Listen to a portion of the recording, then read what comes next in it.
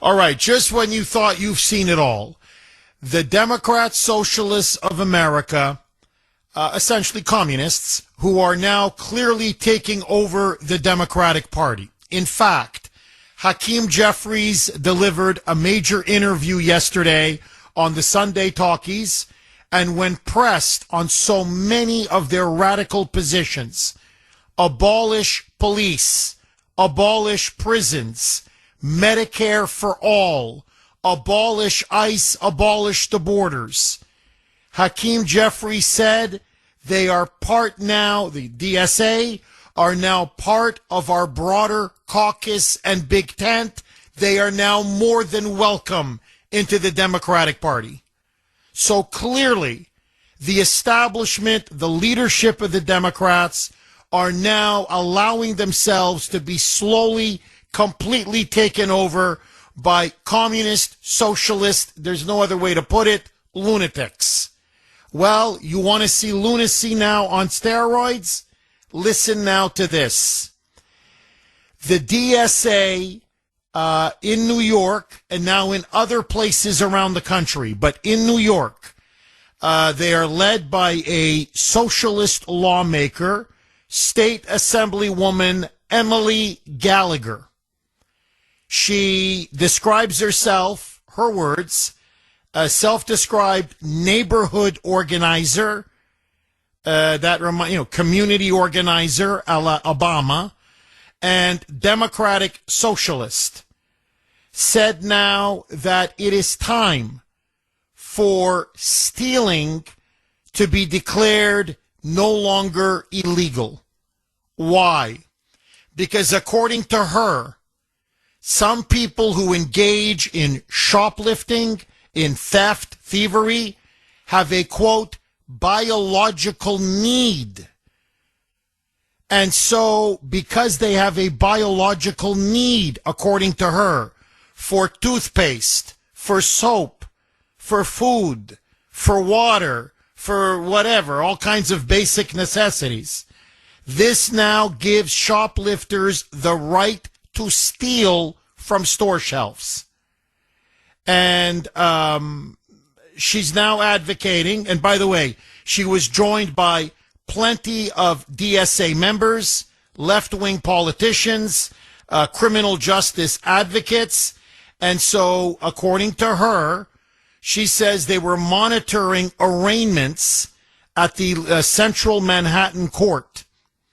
And according to them, we don't know if it's true or not, they're claiming that hundreds of arraignments were done over 4 days.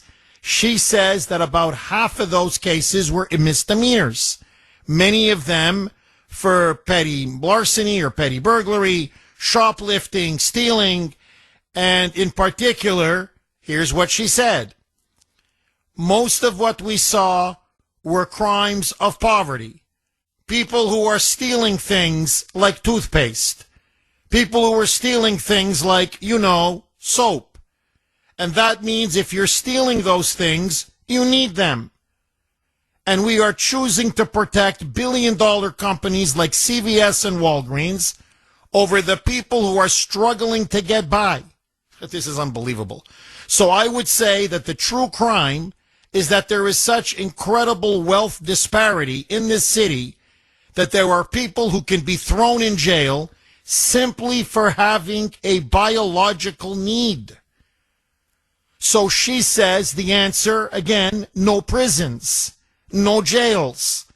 She says people who steal should be given treatment. I don't know what you treat them with if they're there, according to her logic, if they just can't get by, so they have to steal a toothbrush or, underarm deodorant or shampoo or bananas or whatever, a steak or whatever it may be, a can of soup.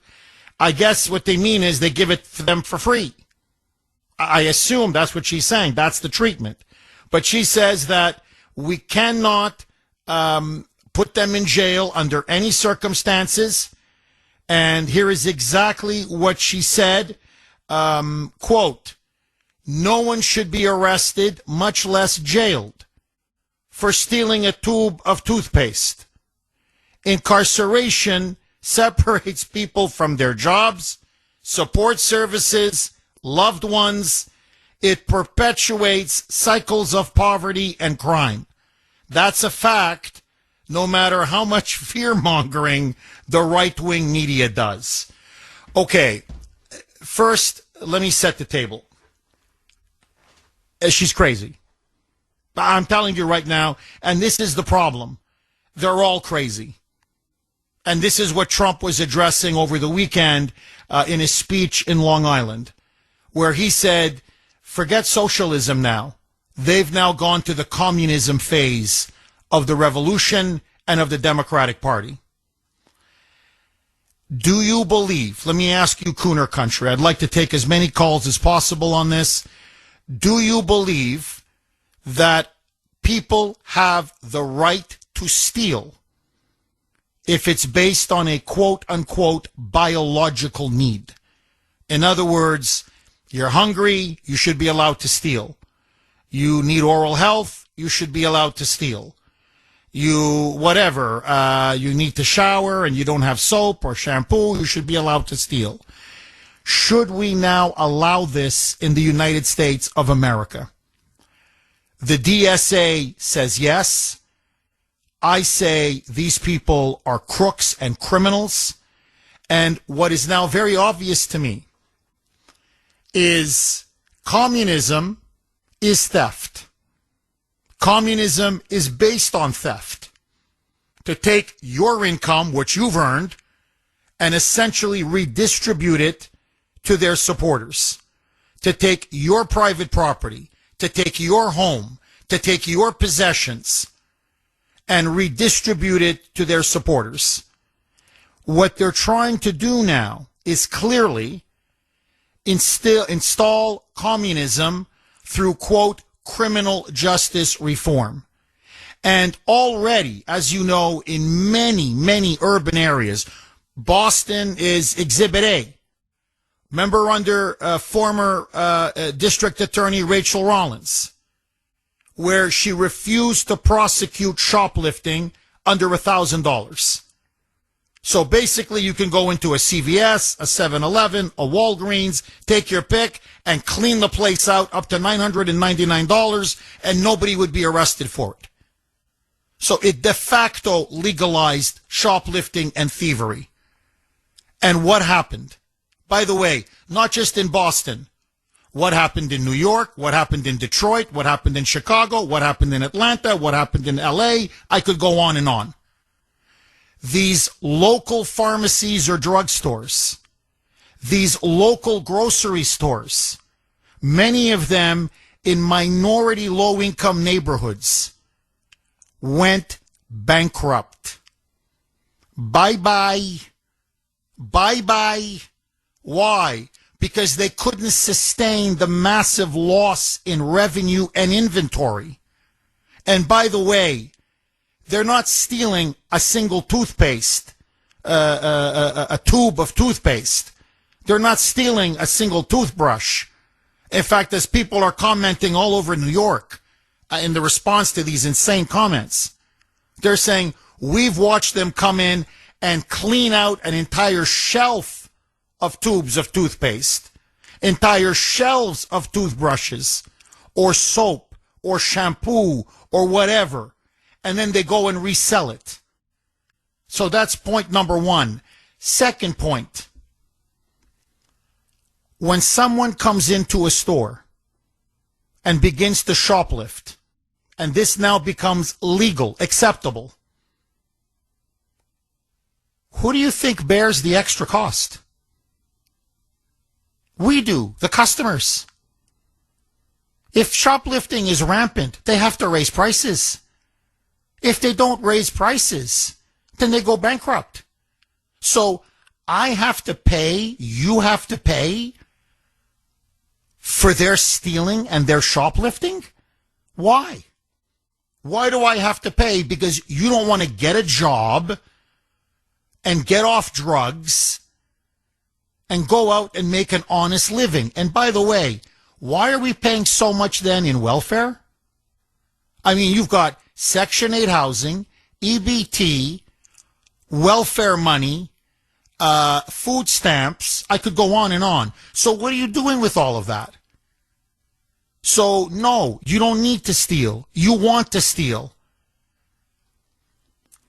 As one manager put it, rent in New York or in Boston or Chicago, wherever, is sky high. That's a tremendous cost for a pharmacy or a grocery store.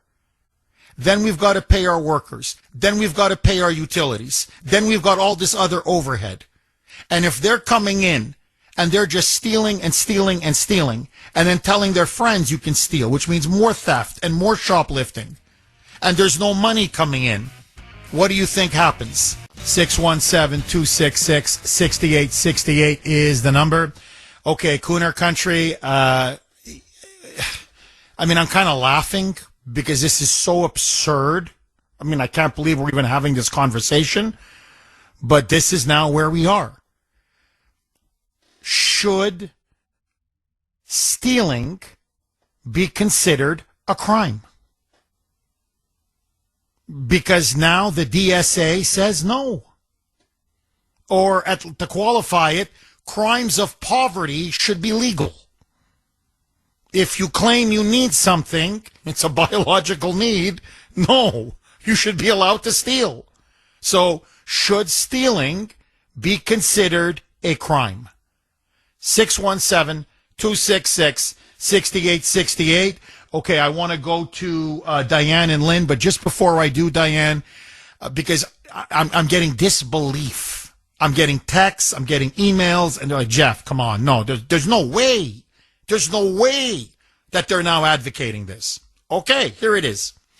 Here is DSA state lawmaker in New York, by the way, surrounded by DSA supporters.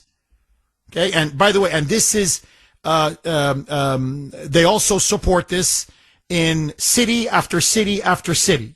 So this is essentially now the DSA program. She's just articulating it in the most aggressive way so far. But it's their position is you don't prosecute crimes, shoplifting of, say, under $1,000 or $2,000. But now they're pushing towards legalizing theft. DSA State Assemblywoman Emily Gallagher, roll cut 15, Mike. What we saw were crimes of poverty. People who were stealing things like toothpaste. People who were stealing things like, soap.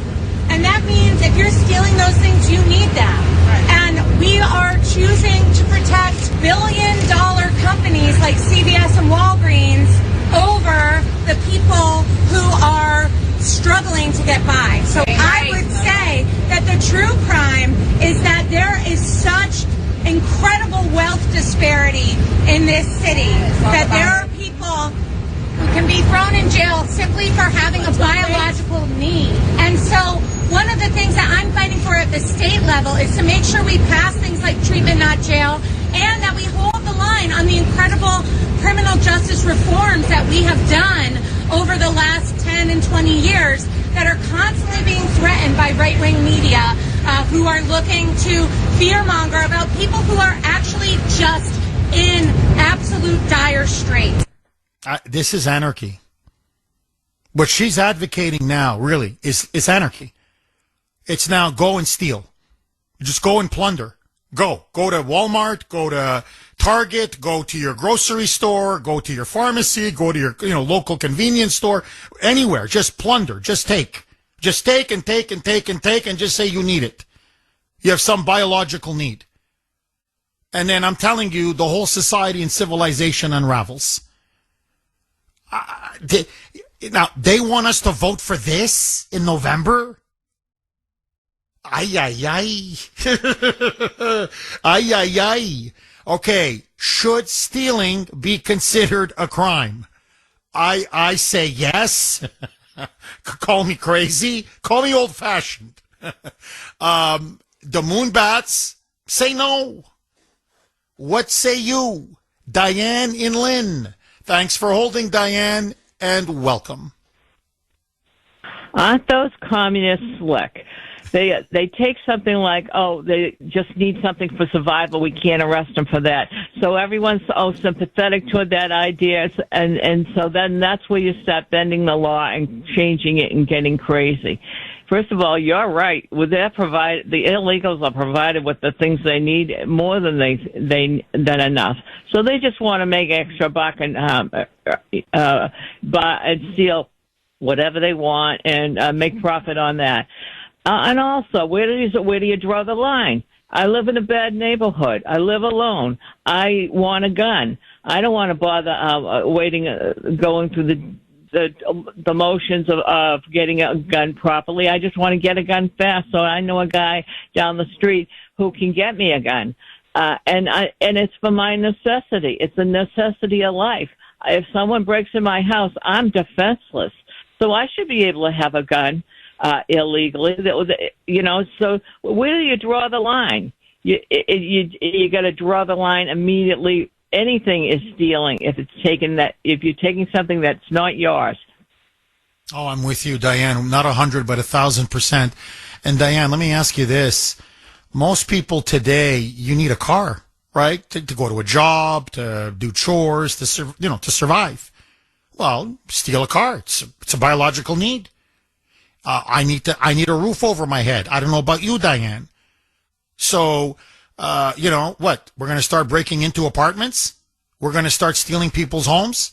We're going to start squatting and saying, I'm sorry, I need to live here. There's nothing you can do about it because I need a roof over my head? You're right, Diane.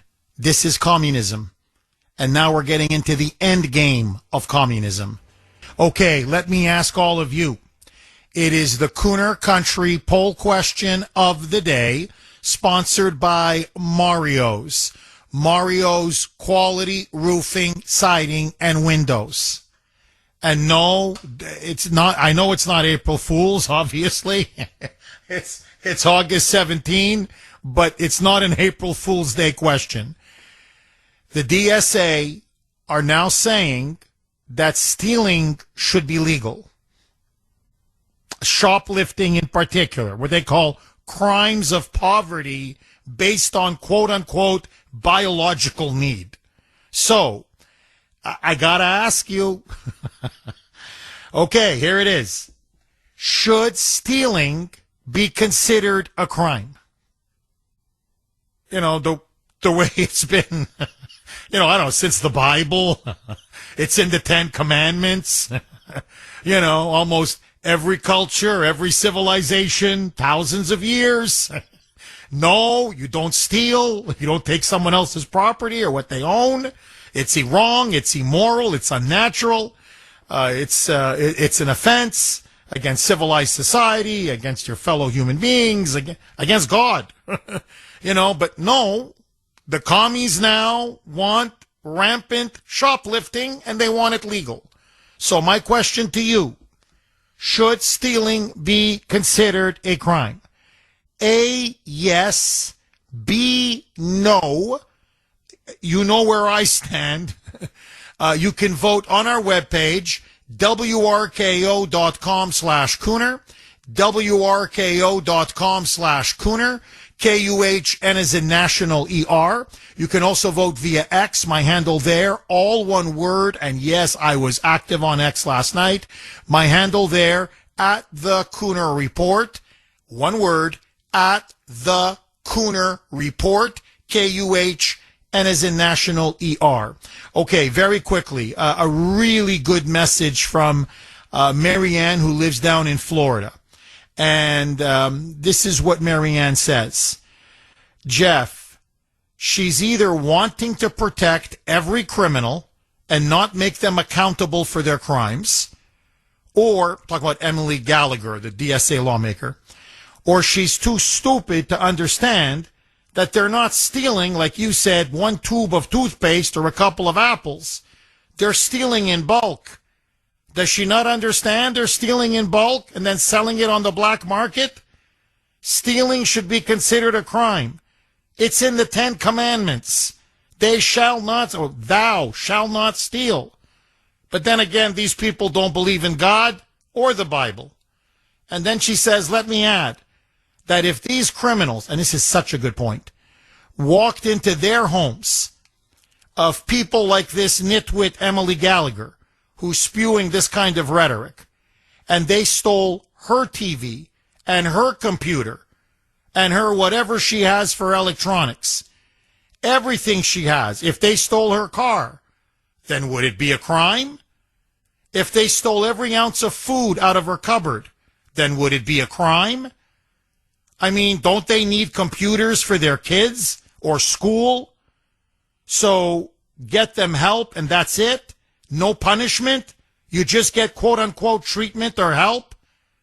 God help this country, Jeff, because we are doomed. We are so doomed. You know, it's fun. By the way, Marianne, you're dead on all of your points. So what? Now you can just go into her apartment. I'm just going to use Emily Gallagher or Mamdani or AOC or Bernie or Ilhan Omar because they're all peddling now this communist garbage. So, you know, stealing is no longer theft. Okay. So if I come into your home or your apartment and I clean out your cupboards and take all your food, that's okay? I need it. I'm hungry. You know, I can't function. Seriously, I can't do my job without a computer. Most people today on many professions, many jobs, need some kind of a computer, laptop, whatever. I'll just steal it. Biological need. Is that okay? In other words, basically you're giving a license for people to steal everything and anything. Now, when I read this story over the weekend, and it's gone everywhere now, it's huge. People are just dumbfounded, thunderstruck that this is now what we're actually debating in the United States of America. And so I read this, and I had exactly your reaction, Marianne. I started chuckling, I'm laughing at the stupidity of this, and I'm like, boy, we're in trouble. I swear, literally, that's what I was saying to myself, just under my breath. Boy, we're so screwed. I mean, we're in trouble. Because it's not just her. It's the army of young DSA people behind her. As she's talking, they're all nodding their head and pumping their fists and like she's like it's common sense to them. Like it's like saying the sky is blue. Yeah, we gotta steal. We got no choice. We gotta steal. They're like, yeah.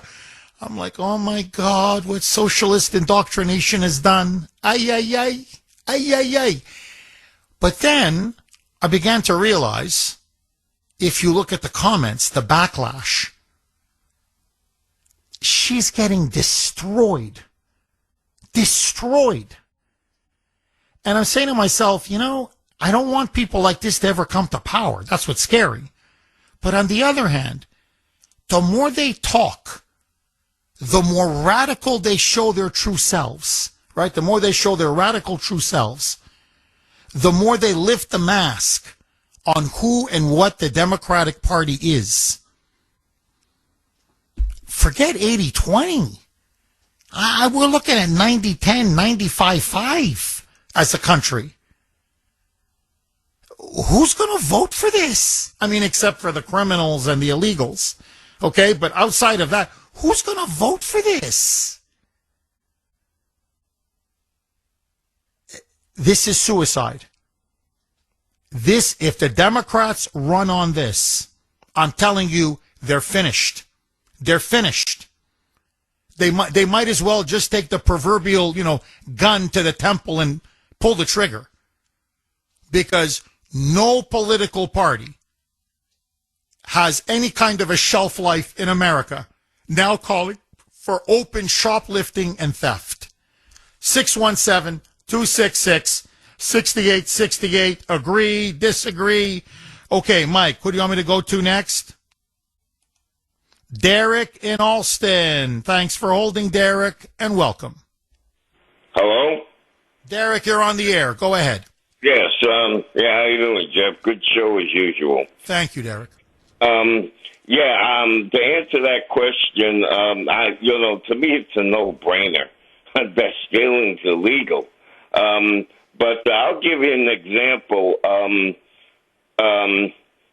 A while back, my friend, a good friend of mine, ordered some Chinese food for me he, on his card because I was short of a few bucks or so. So he treated me. He used his card to order some food, and also to pay a tip to the Chinese takeout place. Well, it came. I got the food, and I thanked the guy. Now, several weeks later, I think a couple of weeks or so later, I called up the same place to get to order some food, and the guy, the person said, "Oh, sir, your friend's card didn't go through, or it was rejected or something." I said, "Well, I don't understand. Rejected? But what do you mean?" He was talking. Derek, can you hold on? Let's go right back to Derek in Alston. Derek had a friend, a nice friend. Derek was short a few dollars. The friend said, "You know what? Don't worry about it. It'll be my treat." Went to one of their local Chinese restaurants, got himself and Derek food, even gave a little tip.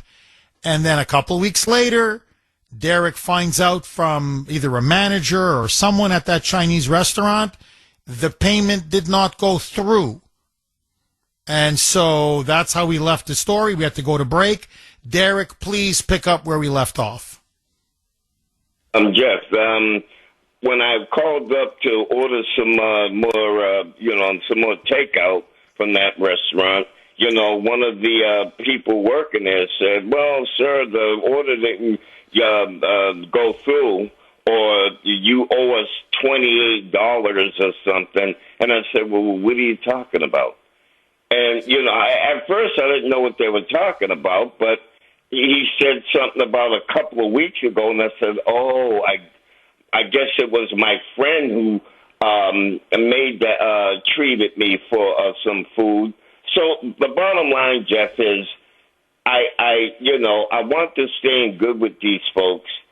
So I paid it. I said, "All right, I'll cover that cost plus the food I'm getting, to stay in good with these people because they're nice people, and I don't want to stiff them." But like you said, if I wanted to steal the food, I could have said, "Yeah, well, I got a biological need to steal it. That's not my problem. Take it up with my friend." But another thing, too, is what about banks, Jeff? What if I have a biological need to go into a bank and say, "Well, can you give me a few $100,000, because I have a biological need to steal from the bank, a few thousand or so." And that just keeps happening over a period of time. And, eventually the banks are going to go out of business. You're dead on. I mean, Derek, honestly, you're on fire. I mean, it's like, I got a mortgage to pay. It's a biological need. I need a house. I need a roof. Let me go break into a bank, steal a bank. It's a biological need. But, Derek, what's obvious is this. I don't think she's stupid. I don't, really. I've looked into her record. Look, Mamdani's not a stupid man. Bernie's not a stupid man. AOC, I don't want to keep repeating the same names. Or, Abdul El Sayed. They're not stupid. They're cunning. They're devious. They're Machiavellian. The reason why they want to legalize shoplifting and legalize theft is to bankrupt all these businesses so that the government can now come in and take them over. So you have shoplifting in all these grocery stores. They eventually go out of business. Well, that's an excuse to expand more government, city-run grocery stores. The pharmacies go under. What do you think is going to happen? The Dems are going to say there's a crying need now for government or city-run drugstores. And on it goes. It's deliberate. They're using criminals to try to force radical social change. They're not dumb. They know that, if Derek in Alston, who's an honorable man, but if the world acted, people who didn't pay for their Chinese food, that Chinese place would go out of business. It's just common sense. So if they're going to be stealing soap and toothpaste tubes and toothbrushes and shampoos and deodorant, and I mean, just cleaning out the place, eventually the place goes bankrupt, which it has in many places. And the sad thing is, it's decent, law-abiding people. I mean, you should see these people in New York. It's heartbreaking. You know, it's a single mom with 2 kids. She's working a job or 2 jobs. And she says, look, we used to have a beautiful drugstore. I didn't even need to use a car to go to it. It took care of all of our needs for the kids and me or whatever, cold or whatever, illness, sickness. They went out of business, gone. I gotta drive 10, 15 miles to get to a drugstore. She says now the local grocery store, shoplifting under Mamdani, way up. She goes, if they start pushing it to be legal, she goes, my local grocery store is going to leave. They're going to go bankrupt. So what am I going to do? Where am I going to go? How am I going to, I got to drive another 10, 15 miles just to get food? And ultimately, and she said it. She said, my suspicion is they want city-run grocery stores and they want city-run drugstores. And soon they're going to want government-run restaurants. And, government-run everything, i.e. communism. And really, it's disgusting. And by the way, Derek, don't they already have Mamdani grocery stores?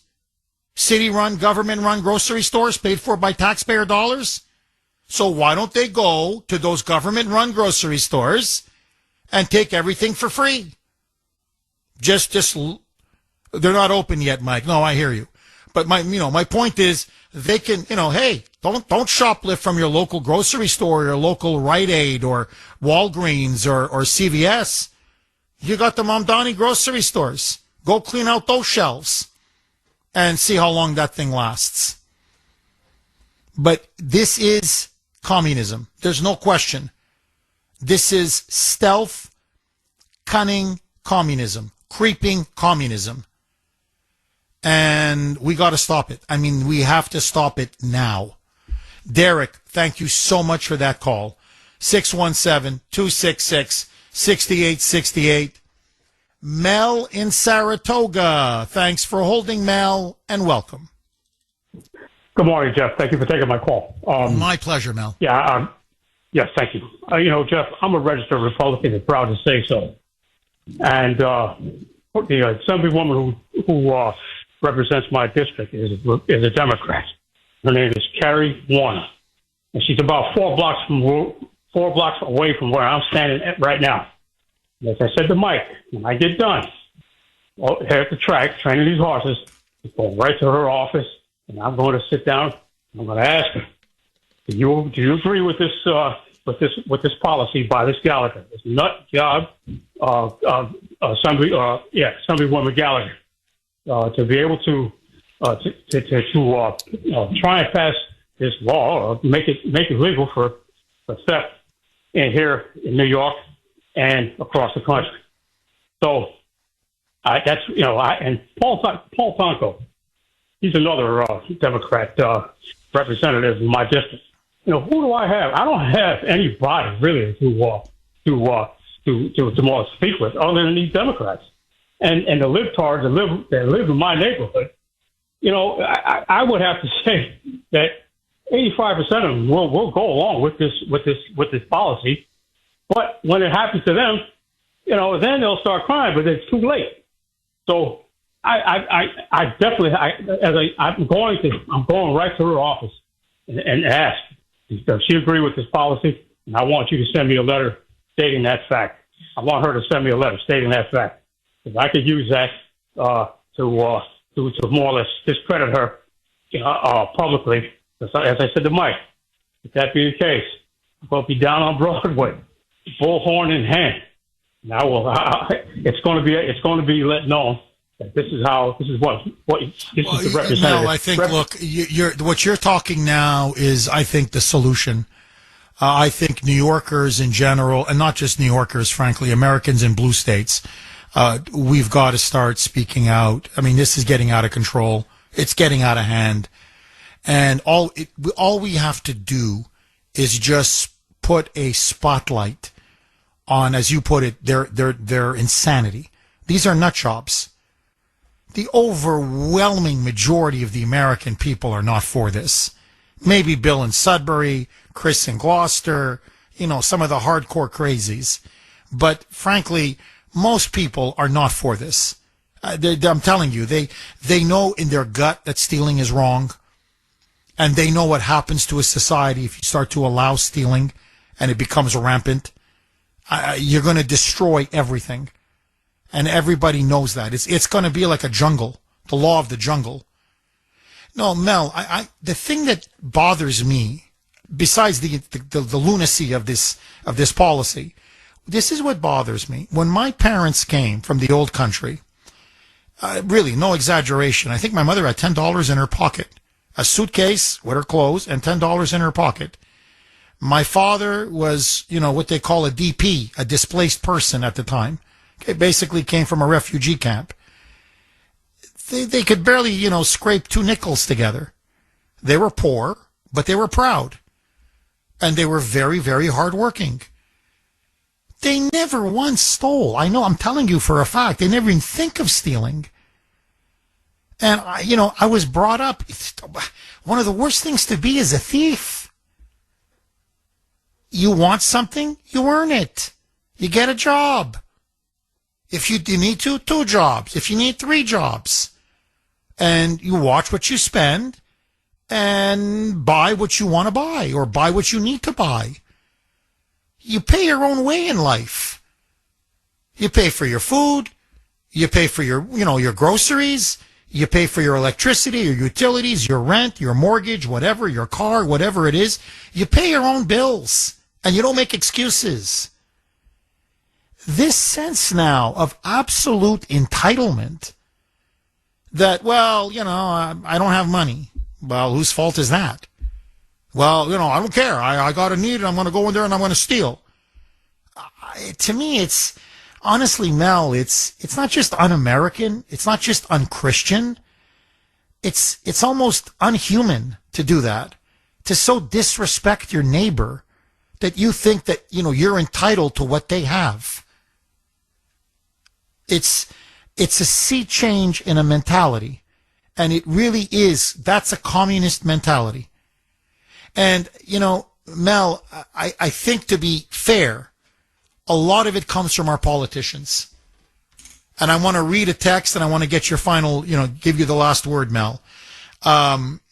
This is from 617. You can text the Kuhner Man 70470. Jeff, let's be frank. People steal and get away with it just like our political leaders do. They set the example. I hate to say it, but I think it's true. Biden is a crook, a straight crook. Obama, straight crook. Mitch McConnell, straight crook. A straight crook, forgive me. I could go politician after politician after politician. I mean, it's highway robbery. They're just stealing from us. Members of Congress, both parties. Ilhan Omar, came in with nothing in her bank account. She's now worth north of, $30-40 million? So they're stealing and stealing and stealing. And then, the poor little guy is saying, well, if they can steal, I'm going to go into a CVS and I'm going to clean it out. So, if they can steal millions, I can steal thousands. And so I think the corruption, the Italians have an expression, the fish rots from the head down. The corruption is from the head down. It's from the top going all the way down. Am I wrong, Mel? Oh, you're 1,000% correct, Jeff. And they're using poor black neighborhoods, poor black communities, and black people to get their agenda across. That's exactly. I mean, I know that in my era, I'm 69 years old, and all of my friends who have, their parents were Democrats in the past, but they're waking up. They see what the Democrat Party is all about and how they use our ethnicity to get what they need. Or, we got to support them. We want your vote. That's all you want. Because, I turn around, I look for you, the Democrat. Where are you? You're not even nowhere to be found until the next election cycle comes around. And we say, here they come again. But the black vote is no longer for sale. But they just won't stop. They will not stop. These Democrats will not stop. Try and use black folks as their tool. But we're not going to have it anymore, Jeff. Oh, you're dead on. Oh, you can see it. Look, blacks are waking up. Everybody's, Latinos are waking up. White people, white working class people have really woken up. Everybody's starting to wake up that they're being used by the Democrats. There's no question. Mel, as always, thank you so much for that call. All right, Dave, our Western PA constitutionalist correspondent out in the greater Pittsburgh area. Dave, thanks for holding and welcome. Good morning, Jeff. We had some Bostonians over playing at our ballpark today. The Red Sox were in town, buddy. Mike tells me, what is it? Pittsburgh took 2 out of 3, Mike. Well, Jeff, see, I'm kind of in a split situation. Say it was a World Series game and I bet on Yeltsin or something, I'd win either way because I love both teams. But anyway, Jeff, it's nice to have interleague baseball. That's what say baseball in '94. But speaking of stealing, Jeff, if somebody ever swipes or steals from me, they're going to meet a Glock 19 with a hollow point, and I'm not discriminatory. So, Dave, do you think that the rank and file Democrat, I'm not talking about the leadership, which is corrupt and increasingly becoming communist. We know that now. It's obvious. It's so clear. But the rank and file blue collar Democrat, is he going to put up with it's okay to break into his house and steal his food or steal, his wife's jewelry or steal his computer or whatever, carjack go in there and carjack his car and steal his car based on, quote, biological need? I mean, do you think Democrats want to see a society where thievery is now legal and anything goes? Their homes, their property, their possessions, their food, whatever they have, somebody just claims to be poor, now can steal it, and according now to the DSA, quote, get treatment and not jail, because they don't believe in prison, so nobody goes to jail. Nobody. So they just get to continue to do what they want to do, or the government steps in and gives everything to them for free. Do you think rank and file Democrats are going to accept this, Dave? No, Jeff, I don't think anybody should have, whether they're rank and file Democrats or not, because they're living in another solar system, Jeff. They're living in the Marvel Cinematic Universe. But anyway, Jeff, I'll tell you this right now. Like I said, I don't even think anybody should have to put up with it because, Jeff, when I get done with the person with my Glock 19, they're not going to have to worry about their own biology because they'll be 6 feet under. And and that's not a threat. That's a promise. I'm going to defend myself, my home, my wife, my family. And if I see somebody stealing, I'm going to rat him out like I'm Whitey Bulger, Jeff. Like a rat. I'm kidding. But no, Jeff, seriously, stealing is wrong. It's in the 10 Commandments. I mean, Jeff, first of all, and again, I'm not attacking your state, but your governor just allowed babies to be infanticide, killed. Now they're going from killing babies to stealing, Jeff. I mean, why don't we just put them on their own planet, Jeff, where they can commit crimes and kill each other? I mean, it's crazy, Dave, Jeff. I mean, I know. No, Dave, listen, I'm very happy that you called. For many reasons, but because you're making always very good points. But more than that, this is going to be the end result, what Dave just said. If you're going to abolish the police, you see, this is all part of their platform. Abolish the police so there's nobody there to protect you or your family or arrest anybody. Abolish prisons so people commit crimes, but you don't put them behind, you don't put them in jail. You don't put them behind bars. By the way, flood the country with illegals. What they want to do is they want to abolish ICE and abolish the borders. So you can have tens and tens and tens of millions of illegals, criminal illegals, MS-13, gangbangers, drug traffickers, rapists, human traffickers. So now they're pouring in as well. So your community, your country is overrun with criminals. Well, you don't have police. you don't have prisons, what's your last line of defense? Your gun. Your gun. And what do you think the DSA communist position is on guns? Abolish the Second Amendment and disarm the American citizenry. So in other words, for complete, total government state control, communism. That's why this is the Trojan horse. Legalize, stealing, legalize thievery. Because once you allow that, the whole civilized structure comes crashing down.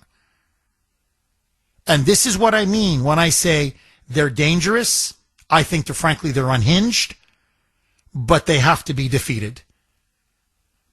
And Dave, I'm with you. Rank and file Democrats are dead set against this. Independents, Republicans. When you start running now on stealing and abolishing private property and no police and no prisons and no borders, wee you. 617. Thank you for that call, Dave, as always. 617-266-6868. I want to read to you a text that the Kuhner man received. And I think it's a really, really good point. It's from 917. Jeff, by the way, again, you can text us 70470. Jeff, Emily Gallagher's call to legalize shoplifting based on quote-unquote biological need is a fundamental threat to our entire social order. The entire foundation for a civilized society rests on private property, ownership, and not stealing. If you legalized stealing, society would literally crumble overnight. Stealing should be severely punished. I agree. Of course, stealing should be severely punished. And yes, if you start legalizing stealing, the whole civilized society just crumbles because everybody's stealing from everybody. And you've got complete and utter chaos and anarchy. 617-266-6868. Anita in Woburn. Thanks for holding, Anita, and welcome. Hi, Jeff. I would like to throw another log on the fire, as you say, if I could. Yes. So I'm an admin in a senior retirement community. And 2 weeks ago, we got a call from a resident. She's pushing elderly, and she said... Oh, Anita, hang on. I really want to hear this. We're going to come right back to you. I'm up against a break. Okay, we're going to go right back to Anita in Woburn. Just a quick news flash for everybody. I'm sure most of you heard about it, but they have canceled the Muslim foot washing stations at the Dallas-Fort Worth International Airport. I'm not saying it was due solely to our show. No, that would be an exaggeration. But because of shows like the Kuhner Report, like the audience, like Kuhner, like audiences like Kuhner Country, it puts so much pressure on Greg Abbott, the governor, and on the officials at the Dallas-Fort Worth Airport. They have now decided to scrap that entire project. So for now, there will be no Muslim foot washing stations. So you see, when we do fight, we win. And especially when we have the truth on our side and we courageously speak it, and we speak it in big numbers, the left, the opposition crumbles. So that's why I always say, if we have the truth, speak it. And if we fight, we will win. But we have to fight. Okay, let's go right back to Anita in Woburn. Anita, please pick up where you left off. Thank you, Jeff. So I'm an admin at a senior retirement community, and 2 weeks ago I got a call from a resident who said that she had a delivery of groceries. came to her back step. It was left there. It was not her groceries, and she thought it was for the gentleman who lived in the next house over. And it was a beautiful day. I said, okay, I'll come over there and bring it over to him. So it takes me 2 seconds. I walk over to her house. She must have looked out because before I even got to her back step, she said, my daughter works for a delivery company, and she said that if stuff is delivered to the wrong house, that you can just keep it. And there's some good stuff in this bag, and I'm going to keep it. Well, I didn't really want to get involved in that, so I left. But this is a pretty nice lady, or she never gave me any reason to think she wasn't. And I'm just wondering, maybe we're just changing, all of us. I don't know. That's a very disturbing story, Anita. I mean, I get packages all the time from my neighbors. They're supposed to be from my neighbors, one in particular. But I've had a couple of other ones as well where they come to my home. I don't know why. And what I do is I take the package and I, either ring the doorbell and give it to them personally. If they're not home, I just, ring the doorbell. No one's there. I just leave it in front of the door. And then I go, and go back to my house. I never once did it occur to me, well, hey, I'm just going to make up a name. I live at 100 Smith Street. Well, says 90 Smith Street, but they dropped it off at my house. Well, you know what? This package is now mine. It would never, to me, that's stealing. I mean, it's outright theft. But, Anita, I have to say, I think you're onto something. People's attitudes are changing on many things, and not for the better. And there's a sense of entitlement. It's just a weird mentality. People are owed everything. They're owed. They're just owed. They're owed a great job. They're owed a big pay increase. They're owed a beautiful apartment or home. They're owed an expensive, beautiful car. They're owed wonderful vacations. They're just owed everything. Let me just give you a quick story, okay? It's a little bit off topic, but Grace came back. She went to a friend's wedding, and the daughter was doing, the big dance, the first dance with the groom. And apparently they had been taking dancing lessons. So it would be a flawless opening dance. Well, they're dancing, and everybody's there clapping. It's a wonderful young couple. And the groom makes a small mistake, which happens. And nobody cares. I mean, literally, she said, look, nobody cares. They're like, oh, okay, little misstep, no big deal. Just keep dancing. We're there for the couple. We're there to celebrate the couple. We're not there to, referee or, judge a dance contest. The bride got so angry that the groom made that small mistake. She just pulled away from him and said, no, stop. I don't want to dance anymore. And the crowd, the guests were saying, come on, keep dancing. And they're clapping. It's no big deal. Everyone's like, come on, we want to see you dance. Come on. No. She was offended. And she left. She stormed off the dance floor. And she was chastising him. And he was saying, I'm so sorry. I didn't mean to do it. And she's saying, you ruined my wedding. And, when Grace and I did our opening dance, I danced with 2 left feet. Misstep after misstep. Nobody cares.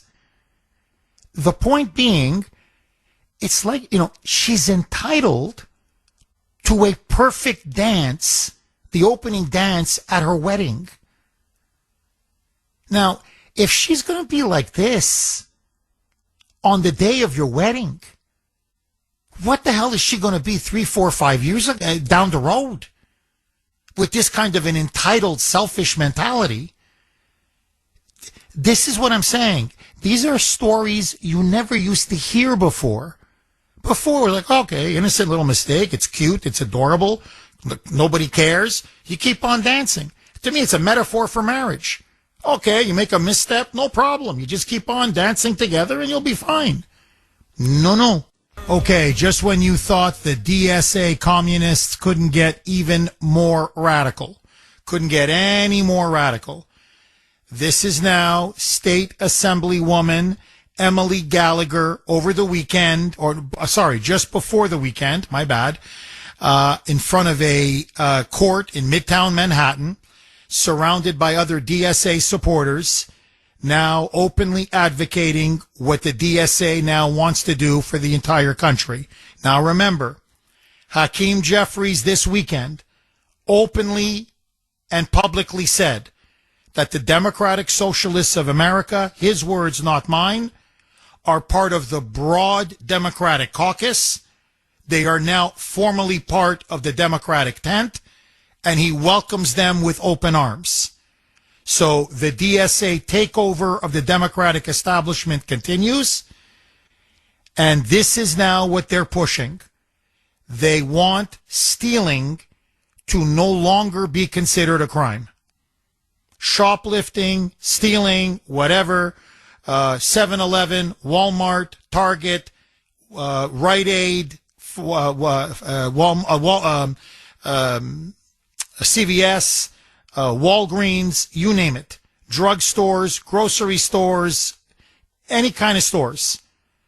If you say you have a need, a biological need for something, whether it be food, tubes of toothpaste, deodorant, shampoo, soap, razors, whatever it may be, okay, bananas, apples, meat, milk, bread, whatever, you should have the right to steal it and not be prosecuted. Listen now to Emily Gallagher. She's talking about several hundred people who've been arraigned at this court. She says over half were about misdemeanors, people stealing stuff. And she says this has got to stop. Roll cut 15, Mike. What we saw were crimes of poverty. People who were stealing things like toothpaste. People who were stealing things like, soap. And that means if you're stealing those things, you need them. And we are choosing to protect billion-dollar companies like CVS and Walgreens over the people who are struggling to get by. So I would say that the true crime is that there is such incredible wealth disparity in this city that there are people who can be thrown in jail simply for having a biological need. And so one of the things that I'm fighting for at the state level is to make sure we pass things like treatment, not jail, and that we hold the line on the incredible criminal justice reforms that we have done over the last 10 and 20 years that are constantly being threatened by right-wing media who are looking to fearmonger about people who are actually just in absolute dire straits. Notice now it's quote-unquote right-wing to be opposed to stealing and theft. It's just incredible. Now it's quote right-wing. Soon watch. Nazis, white supremacists, fascists, Trumpsters. So we're the only ones now that believe you shouldn't steal? Now, here's what she also said on social media, because this is a very important point. So she runs to social media and says, quote, no one should be arrested, much less jailed, for stealing a tube of toothpaste. Incarceration separates people from their jobs, support services, and loved ones. It perpetuates cycles of poverty and crime. That's a fact, no matter how much fear-mongering the right-wing media does. So that's why they want to have no police, because they want basically stealing to be allowed, and soon all crimes to be allowed. But also they want no prisons, because, again, listen to the rhetoric. Incarceration, well, that separates you from your job, you see. If you go to jail, you don't work. And all the welfare, the support services, well, no, you can't collect welfare. And your loved ones. So, my God, how could you put someone in jail? I mean, they may have murdered somebody or raped somebody or molested a child or held you up at gunpoint or whatever. But no, hey, you're going to separate them from their loved one. Well, Kuhner country is saying, there's so many texts coming in, but as one person wrote a while back, This is from 508. Jeff, let me tell you what else separates people from their jobs. Rampant shoplifting. Our nearest pharmacy had to close due to constant unchecked shoplifting. Everyone who worked there, every employee lost their jobs. And now all the elderly people and the poor people in our neighborhood have lost their closest pharmacy. In fact, Jeff, last year, when I was in San Francisco, I witnessed someone clear out every toothbrush, every tube of toothpaste at the local CVS. He wasn't doing that for his health care. He was doing it to resell it on the black market. Well, yeah, that's what most of them do. These shoplifters that are, plundering 7-Elevens and pharmacies and Walmarts and Best Buys and they're not taking, one deodorant or, 2 bananas or, a carton of milk. They're walking out with, just tons of stuff. Why? To resell. It's a way to make money. It's gotten to the point now that some places in New York, listen to this, if you want a soda, a small bottle of water, an energy drink, a juice, whatever, you have to ask the cashier. The cashier then goes to the refrigerator and has a lock, uses the key to unlock it and say, what would you like? A Pepsi, a Coke, whatever, bottled water? Okay, or a Monster energy drink? Okay, how many? One? Just one or two? One? Okay. Deodorant is behind plastic. Now you got to ask them to open that up. That's under lock and key. Shaving cream, razors, that's under lock and key. Everything is under lock and key now. This is the kind of society we want to live in? Daryl in Georgia. Thanks for holding, Daryl, and welcome. Hey, good morning, Jeff. Thanks for taking my call. My pleasure, Daryl. I want to expand on something Anita brought up that crossed my mind. That I look at it, this is a sad state of affairs of America, because across America, you got to realize this DSA, thanks to these liberal professors in these schools, is really taking root. And this is not the same America I grew up in. And the mere fact that that diabolical fool, Emily Gallagher, can say that out loud and proudly say it, that says a lot about us as America. We're taking too much of this. People are voting this stuff in, and I'm afraid that, like I said, this is not the same America I grew up in. That history has taught us that once we lose our rights, we only get them back doing it when there's a revolution. People have fought and died for us to have these rights. We should cherish them and honor them. We shouldn't be out here allowing these people to even speak like that. She should be arrested because she's advocating theft. You're going to put big companies out of business. I'm a truck driver. I'm telling you right now, when you bring the stuff to the warehouses, the chain of reaction is once you start stealing, then somebody's got to pay for this stuff. It's not free. They got to make it. So if the stores aren't going to sell it, aren't going to make any money, how do I think society is supposed to function? I think they're doing this deliberately. So this. Can you hang on? I want your last point. I want you to get that in. Let's go right back to Daryl in Georgia. You were saying they're tolerating and creating such a permissive society, allowing all kinds of things that we used to think were wrong, immoral, frankly, anti-societal, anti-social. You're saying all of it is leading up to one big, and then we have to go to break. So please, Daryl, pick up where you left off. Yeah, thanks, Jeff. what it is going towards the fact that we are voting for this stuff in there blindly. Some of us are, I don't know, in my opinion, it's just my observation, you got too many low foreheads that's voting for this stuff, and you got illegals voting for it. They're doing this for a reason. They're destroying America. It's true what they say from the inside. And we're actually voting this stuff in, and too many of us are silent. And like I said, people have fought and died for us to have these rights. We shouldn't give them up. And if anybody doesn't like America, they can go to any other country. I've traveled the world. They can go out and go someplace else they can find a better place.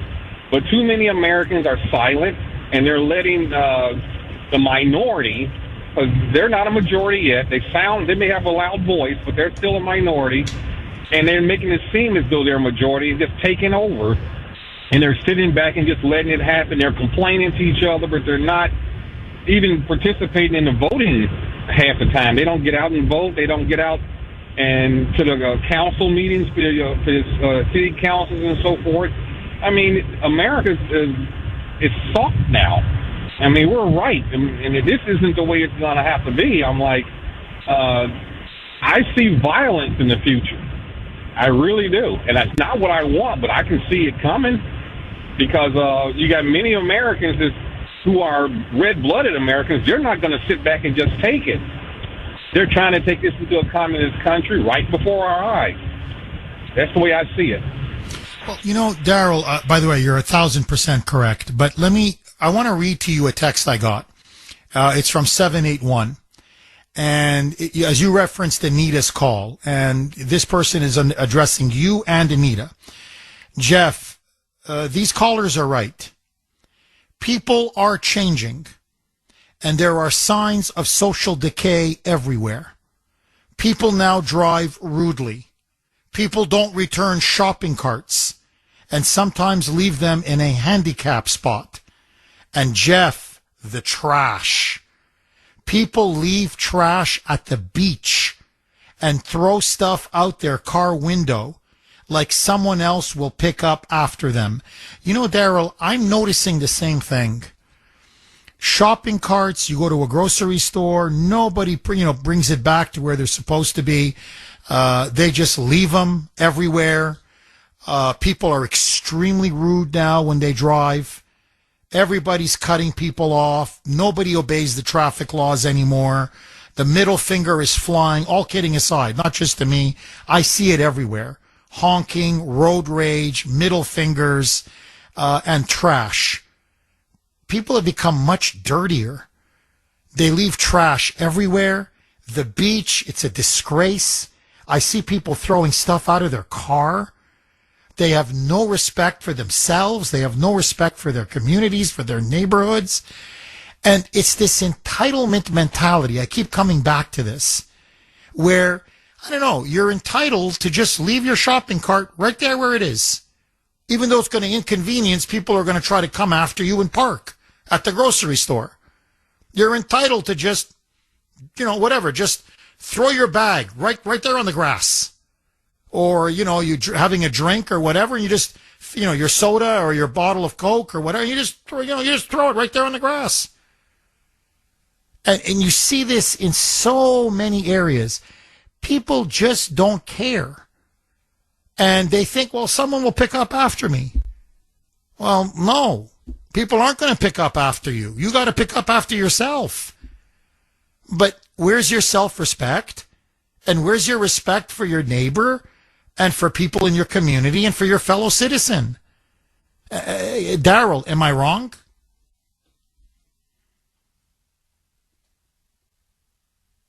Daryl? With a Holy Bible on it, on my T-shirt. And it has, when all else fails, read the instructions. Maybe we ought to get back to that, get back to the basics. America was built on Christian principles, and we should get away from that. Daryl, thank you very much for that call, as always. Look, all of you, you just need to hear this. The reason why they want to legalize shoplifting and theft, because theft is at the heart of the entire communist socialist system. And if you notice, what do they promise everybody? Okay, what is Mamdani promising? What did Kamala Harris promise? What did Joe Biden promise? What does Obama promise? What does Bernie promise? What does AOC promise? What does Ilhan Omar promise? I'm just going to, these are all the Elizabeth Warren, Ed Markey. Okay, what do they promise? Free food. They want you to have free health care. And I put free in quotation marks. Free rent, especially if you're illegals. Free furniture. Free hotels. Free dry cleaning. Free welfare. Free social security. Everything free, free, free, free, free, free. And you're entitled to everything, according to them. Everything. You're entitled to your own transportation, free. You're entitled to a job, free. You're entitled to your food, free. You're entitled to rent, free. Everything is free. Except, of course, somebody has to pay for it. And you know who ends up paying for it? A you and a me.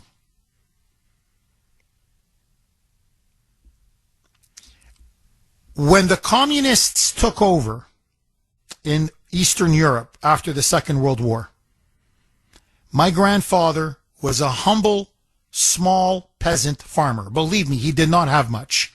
But what he had was his. And he earned it. And I mean through the sweat of his brow. He worked like a dog from morning till night. When the communists arrived, as I said before, they took his gun. That was the first thing they did, was his rifle. Then they took his home. Theft. They took his animals, his horse, his cows, his chickens, his food. Shoplifting. We would call that or thievery today. Shoplifting. They took it all. They took his land. They took his vineyard. He was also a honey maker. He had a place where there's a lot of bees, and he would go in and make honey. Wasn't much, but he would fill up a couple of jars, and then he would go to the local market and sell it to supplement his income. They took everything. Literally everything. The entire system was based on theft. And then they gave it to a party apparatchik and his family. So they stole everything from my grandfather, and who, by the way, was just a member of the Croatian Peasant Party. That's it. That's it.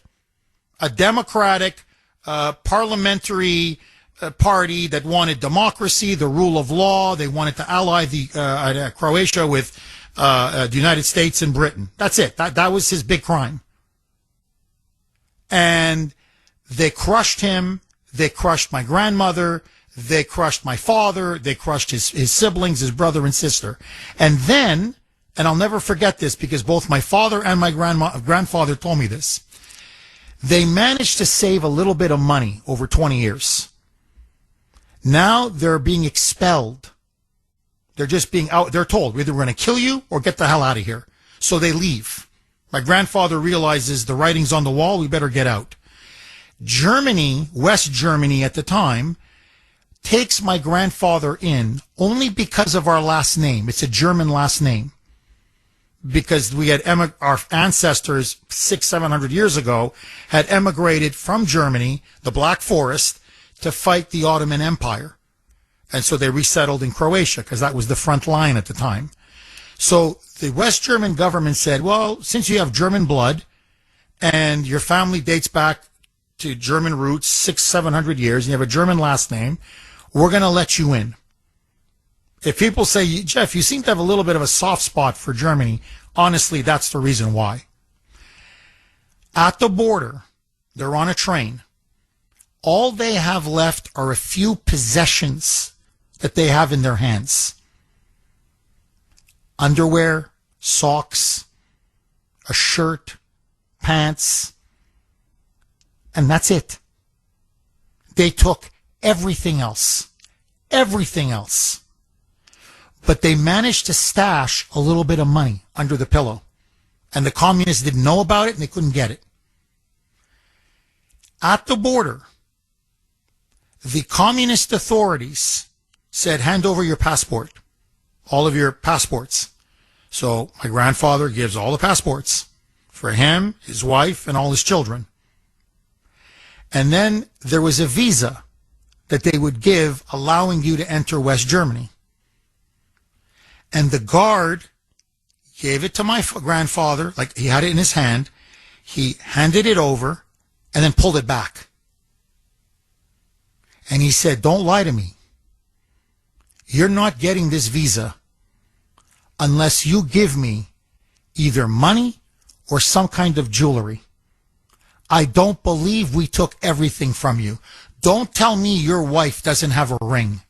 Don't tell me she doesn't have a bracelet. Don't tell me she doesn't have some kind of piece of gold or silver, a necklace that she can't hand over. And he said, I want all of you, open up your pockets. And my grandfather couldn't believe it. After everything they had taken from us. And so in his sock, in his right foot, right near his shoe, the bottom of his shoe, he pulls out, honestly, by today's, like $50 by today's standard. It was something to have a couple meals while they were going to be in Germany as they kind of got some social support and social help. It really wasn't much. He said, here, you've literally now taken everything. That's what my grandfather said. Down to the last penny, you've taken it all. The communist guard, the guy who was patrolling the border, okay, the communist scumbag, took the 50, slipped it in his pocket, the equivalent of a 50, took the money, put it in his pocket, gave the visa, and said, have a nice life. That's communism. They milk you white. Okay? They bleed you dry. They take and take and take and take, and then they take some more. Ultimately, that's what they're revealing now for all of us. They're going to take and take and take, and then take some more. So when you see people like this say we should legalize theft, believe me, they're coming for you, your family, the middle working class. You make some money, they want it. You have a job, they want the money. Your tax, all of your revenue, everything you earn. They want your property, they want what you own, they want it all. Now, that these people, they're criminals. And they're advocating for criminality. This is not soft on crime. This is legalized crime. This is we stand with the criminals and we want to take everything you have. This woman is a political terrorist. The DSA is advocating essentially political terrorism. It's blackmail, it's extortion, it's state-sanctioned thievery. And now you know exactly what communism is. And this, my friends, is communism. 617-266-6868. Tim in South Dennis. Thanks for holding, Tim, and welcome. Good morning, Jeff, my friend. I love you in a non-sexual manner, as always. Thank you. Thank you, Tim. Well, I think what a lot of people don't understand is when Nikita Khrushchev, I believe it was in 1961, pounded his shoe on a podium at the UN, said, we will bury you. Yes. He wasn't talking about invading with his military or atomic bombing us off the face of the earth. It was never lost on him or Joseph Stalin, especially in World War II. We went from basically being on our rear end from the Depression So our industry went full tilt, shifted into high gear, became the top producer of everything in a short time. No, they still had the dream of spreading communism, but they knew the way to do it was to go from within. Now, how did they do that? First, they started with the universities. Sent some radicals in, the SDS, I think they were called, and universities looked the other way so the cancer could spread. Then they came along in the 70s, ruined the families. Said, you don't need fathers in the home anymore. We'll be the daddy. So they ruined the family. First the black families, but then that cancer spread too. Then, of course, it keeps going, and it keeps going into everything they touch, they destroy. So they're really the only ones that learned, let's say, from Sun Tzu's The Art of War. The best victory is when you get what you want without fighting.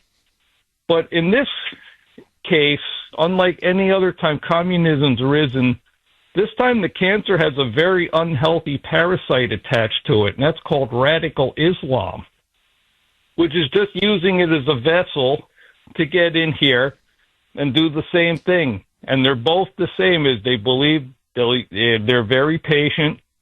They'll spend as much time as it takes. In the case of the Islamists, they believe it'll be at least 2 generations, maybe 100 years, but they figure they've got the time. Now, of course, you figure, well, that what good would that do? Because, two great,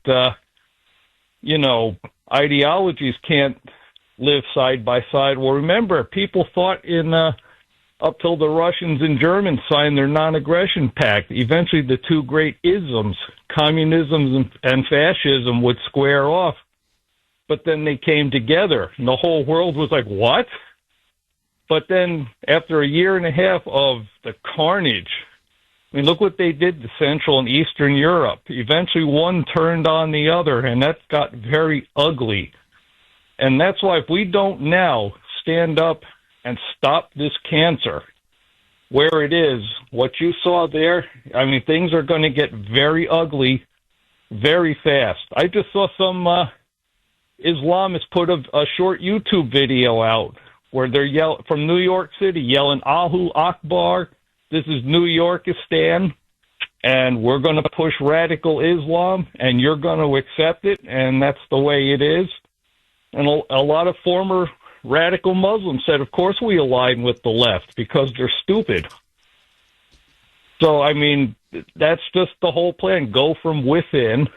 And like I said, if we don't stop this cancer now, there just won't be any stopping it. What are your thoughts, Jeff? Well, I agree completely. I absolutely agree. And look, they've done it. Let's give the Muslims their due.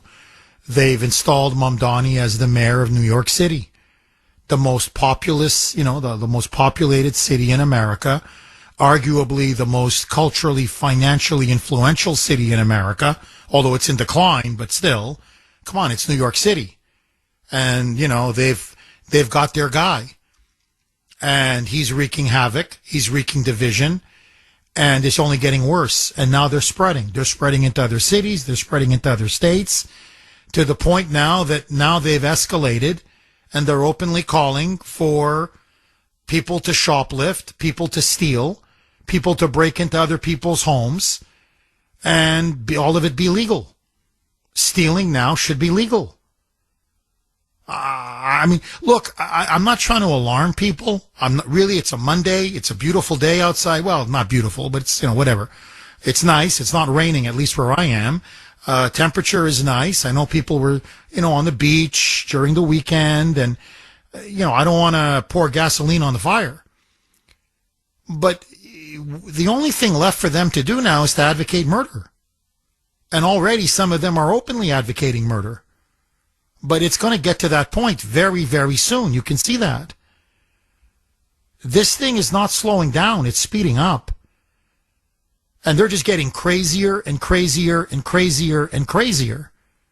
So I completely agree with you, Tim. And look, this is the perfect alliance for them. This red-green alliance. Because you have the Islamists, you have the communists, and neither of them value private property. Neither of them respect Christians or Jews. And both of them want to destroy the Constitution, American culture, and American civilization. Okay, let me throw another log on the fire, as I like to say, because we're talking about the DSA now and radical Democrats calling for stealing, shoplifting, thievery, essentially, to be legalized. And I thought we've had an excellent discussion so far about how it's wrong on so many levels. But there's something else that I think is leading or driving this push now to stop making stealing a criminal offense. And to me, it's the welfare state. Now, and I want to be very clear about this. When we talk about the welfare state, I'm not talking about social assistance or government help to people who are disabled or, a single mother trying to raise several children. In other words, by the grace of God, there go I. I'm not talking about that. We live in a society. We're brothers and sisters. We should help fellow Americans, especially in their time or hour of need. What I'm talking about is what is happening, say, with illegal aliens or with, the classic welfare deadbeat. You've got a fully, a mature adult, fully able-bodied person who just doesn't want to work. Just doesn't want to work. Just sits home alone, watches welfare, collects welfare, gets stoned, smokes marijuana. I used to say watch Jerry Springer, but Jerry Springer is no longer on.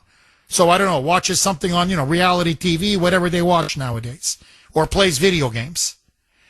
Now, what they're doing, is it not a form of thievery? You have hardworking taxpayers like you, like me, and what are we essentially doing?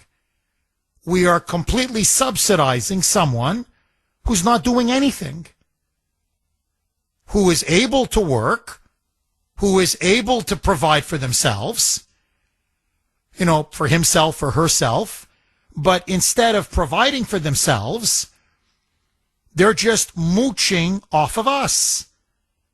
In other words, stealing. They're taking our taxpayer money to buy food, to buy groceries, welfare, EBT, you name it, everything under the sun, and they haven't earned any of that money. In fact, it's been funneled from us to them. It's just a transfer of wealth. In other words, theft. Now, our founding fathers did not believe in welfare, and they certainly did not believe in lifelong welfare users. And in fact, what they said over and over and over again was that the death of this republic would be the day that enough people who were what they called tax consumers, the takers, would be able to outvote the tax producers or the tax makers.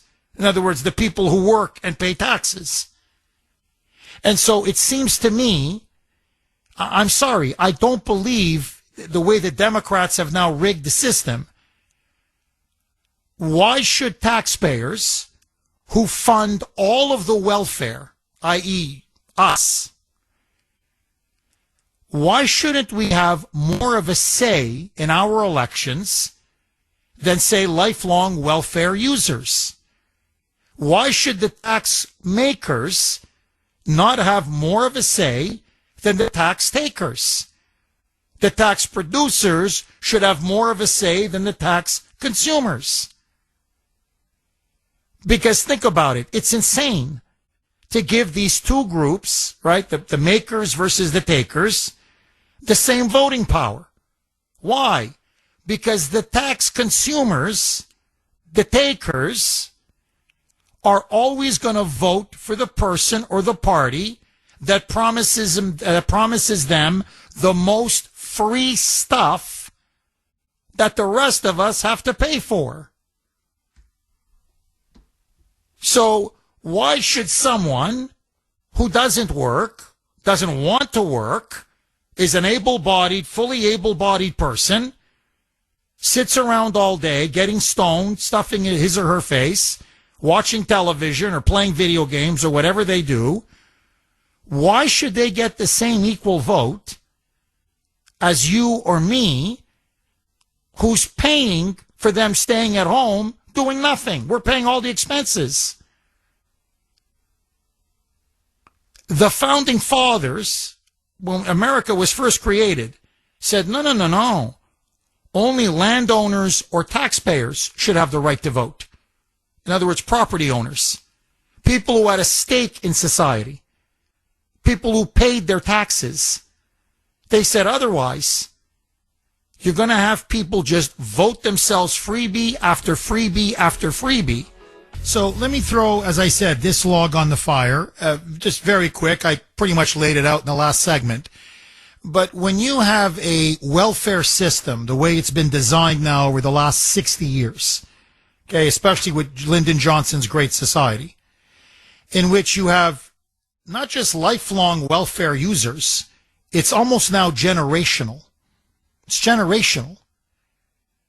Where people just, go to high school, maybe graduate high school if you're lucky, and then bang, they go on welfare. And they're on welfare for the rest of their lives. Again, able-bodied. I'm not talking about people with disabilities or, single moms who are trying to raise a couple of kids. I'm talking about people who are fully healthy. They can work. They can provide for themselves. They live alone, most of them, and they just collect check after check after check, benefit after benefit after benefit. How is that not theft? Legalized theft. We pay for it. Now, the problem is, and this is what the Founding Fathers said explicitly, they said it in the Federalist Papers, and they said it again and again in public comments, public speeches. George Washington, Madison, Jefferson, Franklin, John Adams, Alexander Hamilton, all of them. They said, we've looked at the history of republics. Republics always fall. They've always fallen when a minority then begins to decide that they can tax the majority and take their money and essentially use it to bribe constituents to keep voting them in power. And then after a while, they keep bribing voters with other people's money, that the minority becomes the majority. And essentially what you have are people who are tax consumers. All they do is live off other people's hard work and money and taxes. And then the people who are hardworking, who pay the taxes, the producers, eventually are outnumbered by the consumers. So if you notice, the Bills in Sudbury and the Chris's in Gloucester, because they keep taking government cash, they always want more government cash, not less government cash. And that's the problem. They keep spending and spending and spending and spending because, and they keep taking and taking and taking until after a while, you and I can't pay the taxes anymore. So the entire welfare system is based on theft. Am I wrong? Which brings me to the ultimate point that our founding fathers believed in. Unless you are a contributing member of society, you were a taxpayer, you were a property owner, and then you pay taxes through your property, that you should have the right to vote. But others who are simply dependent upon the hard work and taxes of others and are not contributing members of society, no, they shouldn't have the right to vote. I mean, that was their philosophy at the time. That changed and they expanded the franchise. My point just being, should someone who sits on welfare all day and keeps collecting a check year after year, should that person have the same political clout?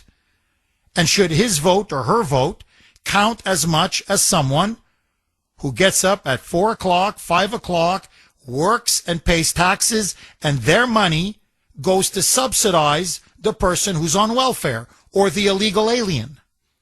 To me, that's classic theft.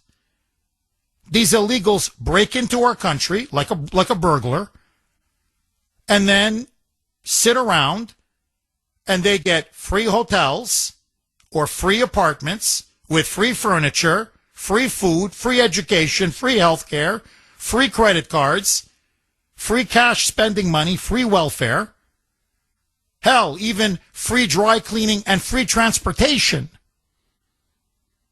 All of it on our dime. How is that different from shoplifting? Or someone just coming into your home and burglarizing and taking everything you have? Am I wrong?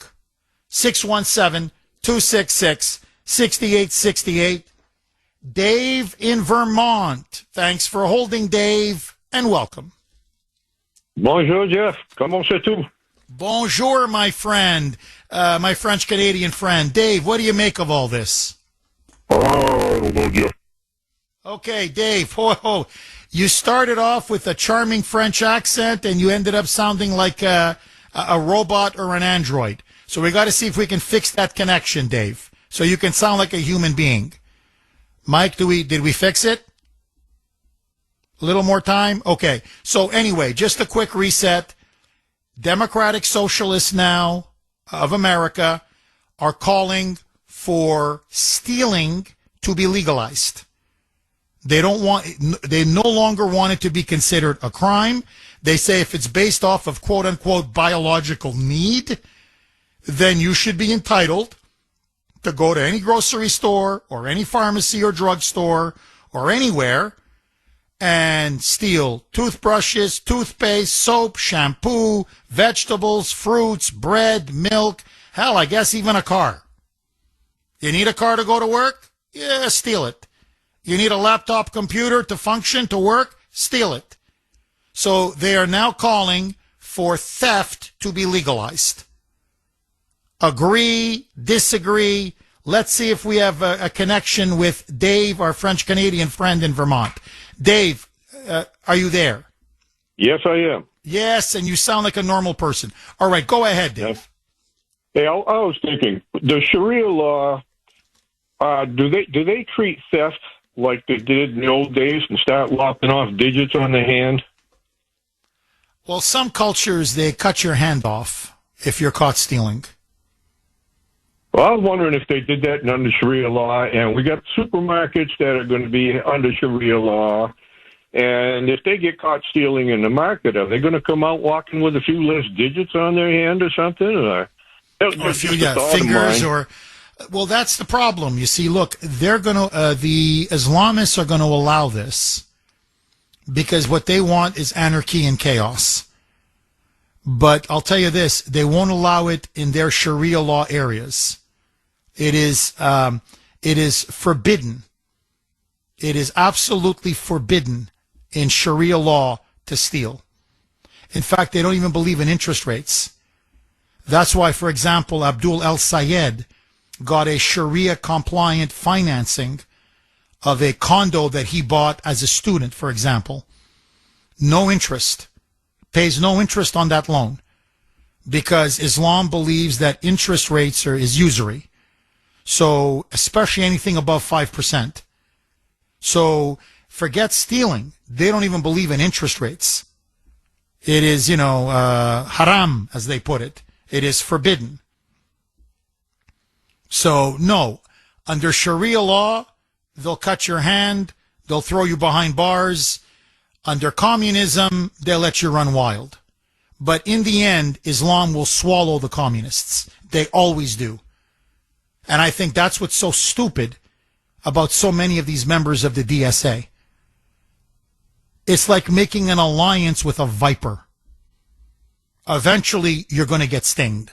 You're going to get stung. Eventually, the viper's going to bite. Dave, thank you very much for that call. I really appreciate it. 617-266-6868 is the number. Okay, trust me when I tell you this. do I have a story for you. Okay, we've been talking about the rise of really communism now.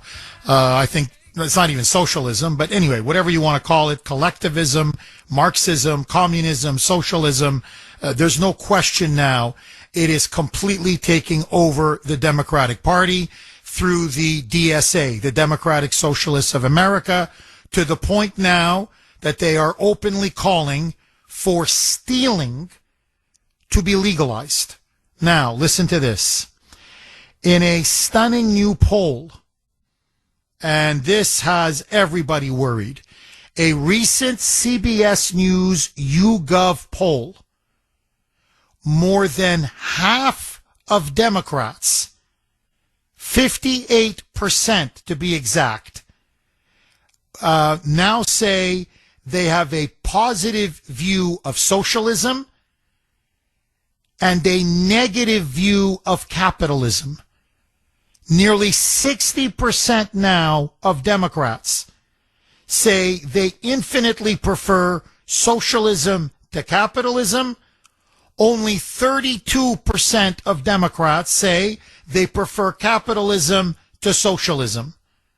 So what is now clear, according to pollsters, and there's more, there's an Economist YouGov poll that was conducted just 10 days ago that, again, shows that especially those under the age of 30, they now increasingly favor socialism over capitalism.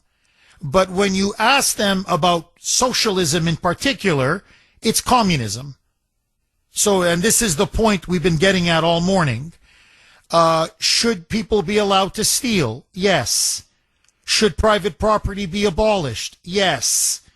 Should police be defunded and abolished? Yes.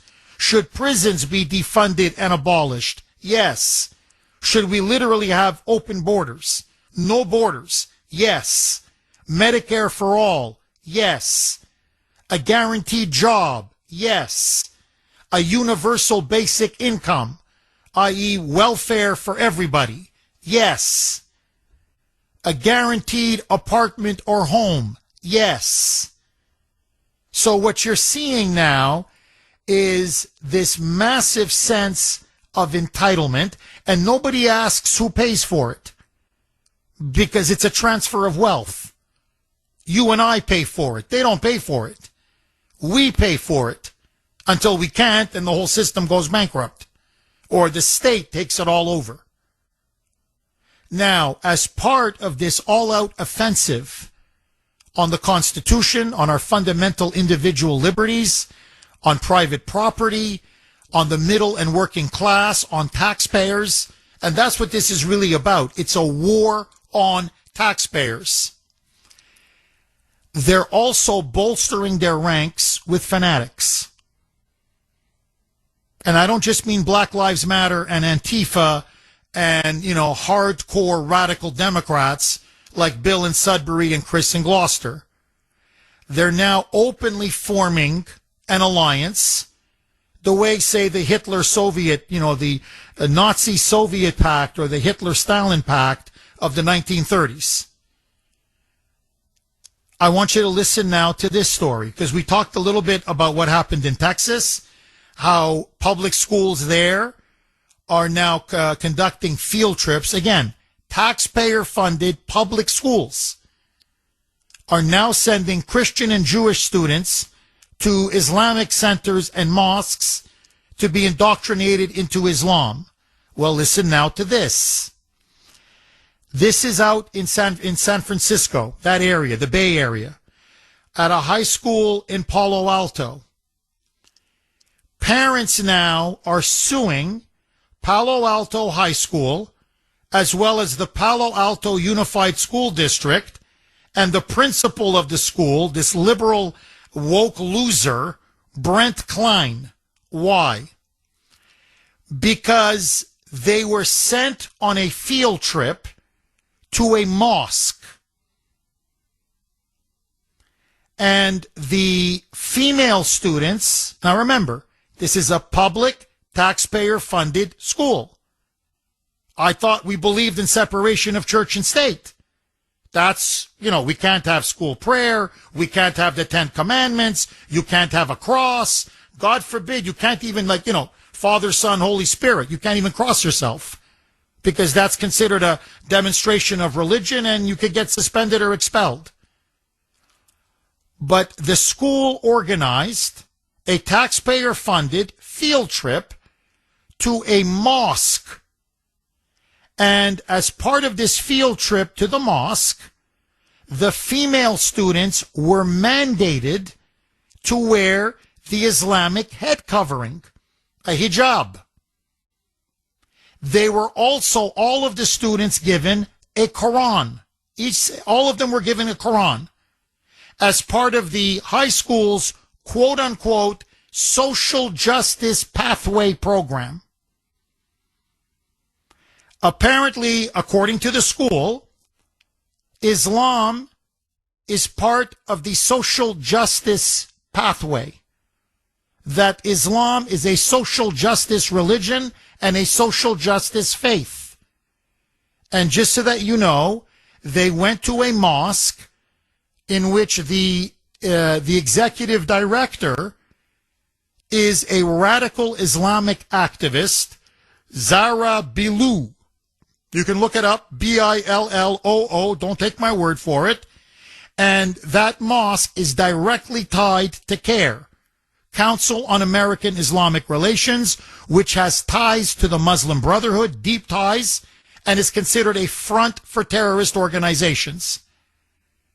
And there they were told about the glories of Islam, why the students should convert to Islam, and that if you believe in social justice, Islam is the religion for social justice activism. Now, the kicker, the parents didn't even know about it. This was all done behind the parents' back without their permission. And to add insult to injury, the children then, and they are children because they were all under 18 years old, had their photos taken and then posted online, in which the mosque and CARE, the San Francisco branch of CARE, were saying, look how all of these Christian and Jewish, and some of them were Hindu students, in other words, non-Muslim students, look how they're embracing Islam. They have the Quran, they're wearing the hijab, they're listening to Islamic preachers and imams, and they are being awakened to the fact that if you believe in socialism and if you believe in social justice, then you must embrace the Muslim faith and the Islamic religion. Now, I want to ask all of you a couple very quick points, and I want to go right to the phone lines. And this is part of the socialist Marxist indoctrination. If they took those students on a trip to a Christian church, I don't care, Catholic church, Protestant, it doesn't matter what denomination, and they were told to wear a cross or a crucifix, and they were given out Bibles, what do you think the liberal media, the ACLU, the Democrats, they would be going apoplectic? This is Trump's America. Fascism, white Christian nationalism. I mean, they'd be getting heart attacks on CNN. MS Now. Bill in Sudbury would be calling, pulling his hair out, saying that this is it now. Hitler has arrived, even though Hitler was anti-Christian and in fact a pagan. Okay, not just anti-Semitic, obviously, but really, believe me, no big lover of Christians. Okay, and a diehard pagan. But let that go. Don't let facts get in the way of a good narrative. It would never be allowed. They would never do it to begin with. And if they did do it, it would be lawsuit upon lawsuit upon lawsuit. It would be the biggest story in the country. So the question we have to ask ourselves, This is a very liberal school, a very liberal school district. We're talking about San Francisco, with a very liberal principal. Okay, these are all hard-line secular leftists. Most of them are DSA leftists. They're basically DSA Marxists. I'm not kidding. Nancy Pelosi is considered a quote-unquote conservative in that part of the country. Why are they so determined to send American girls, young teenagers, of Jewish faith, Christian faith, Hindu faith, no faith, atheistic, agnostic, to put on a hijab? Which for many people is a sign and symbol of oppression. Why? Why are they so desperate to put a Quran in everybody's hand?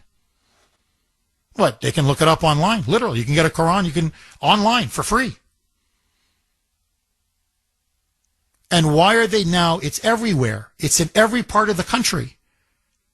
And they won't tell the parents. Remember, you have to have parental permission. So now they're doing it behind the backs of parents. Why? There's clearly an agenda here. And I think the answer is obvious. Because they want to Islamicize our children.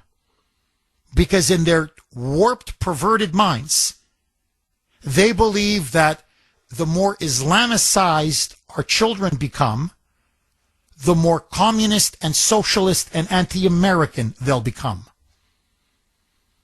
And so they don't care if it's through the Communist Manifesto or through the Quran. As long as you capture their minds to hate America, the Constitution, the Bill of Rights, capitalism, the free market system, and especially Christians and Jews, as far as they're concerned, then they've won. Now, the question for us is, what do we do? Because we have seeded the schools long enough. We have seeded the colleges and universities long enough. And I think now it is time for us to take back all of public education. And this should be one of the test cases. That principal should be fired. That school district should be sanctioned. And the parents now, there's a group of parents that are suing the school and the school district.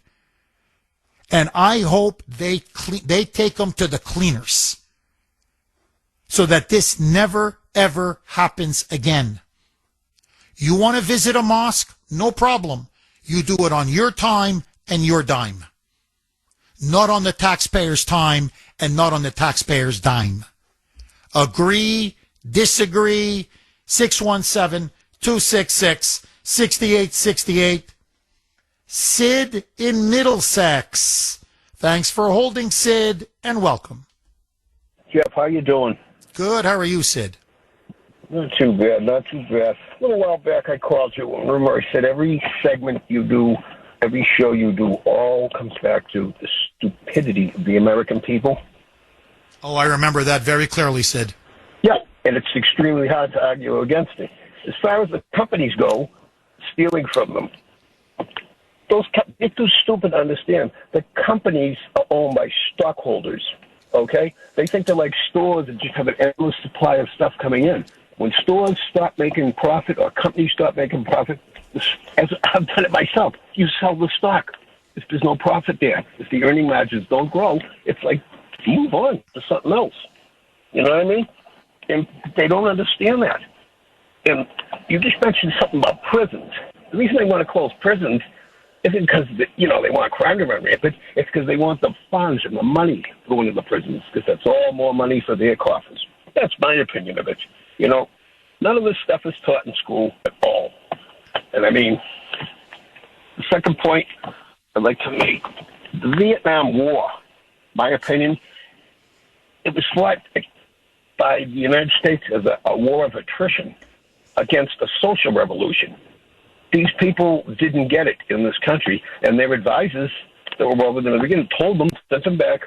All this stuff was dummied up, rewritten, respoken, whatever. But so, as far as communism goes, where did you teach, Smith?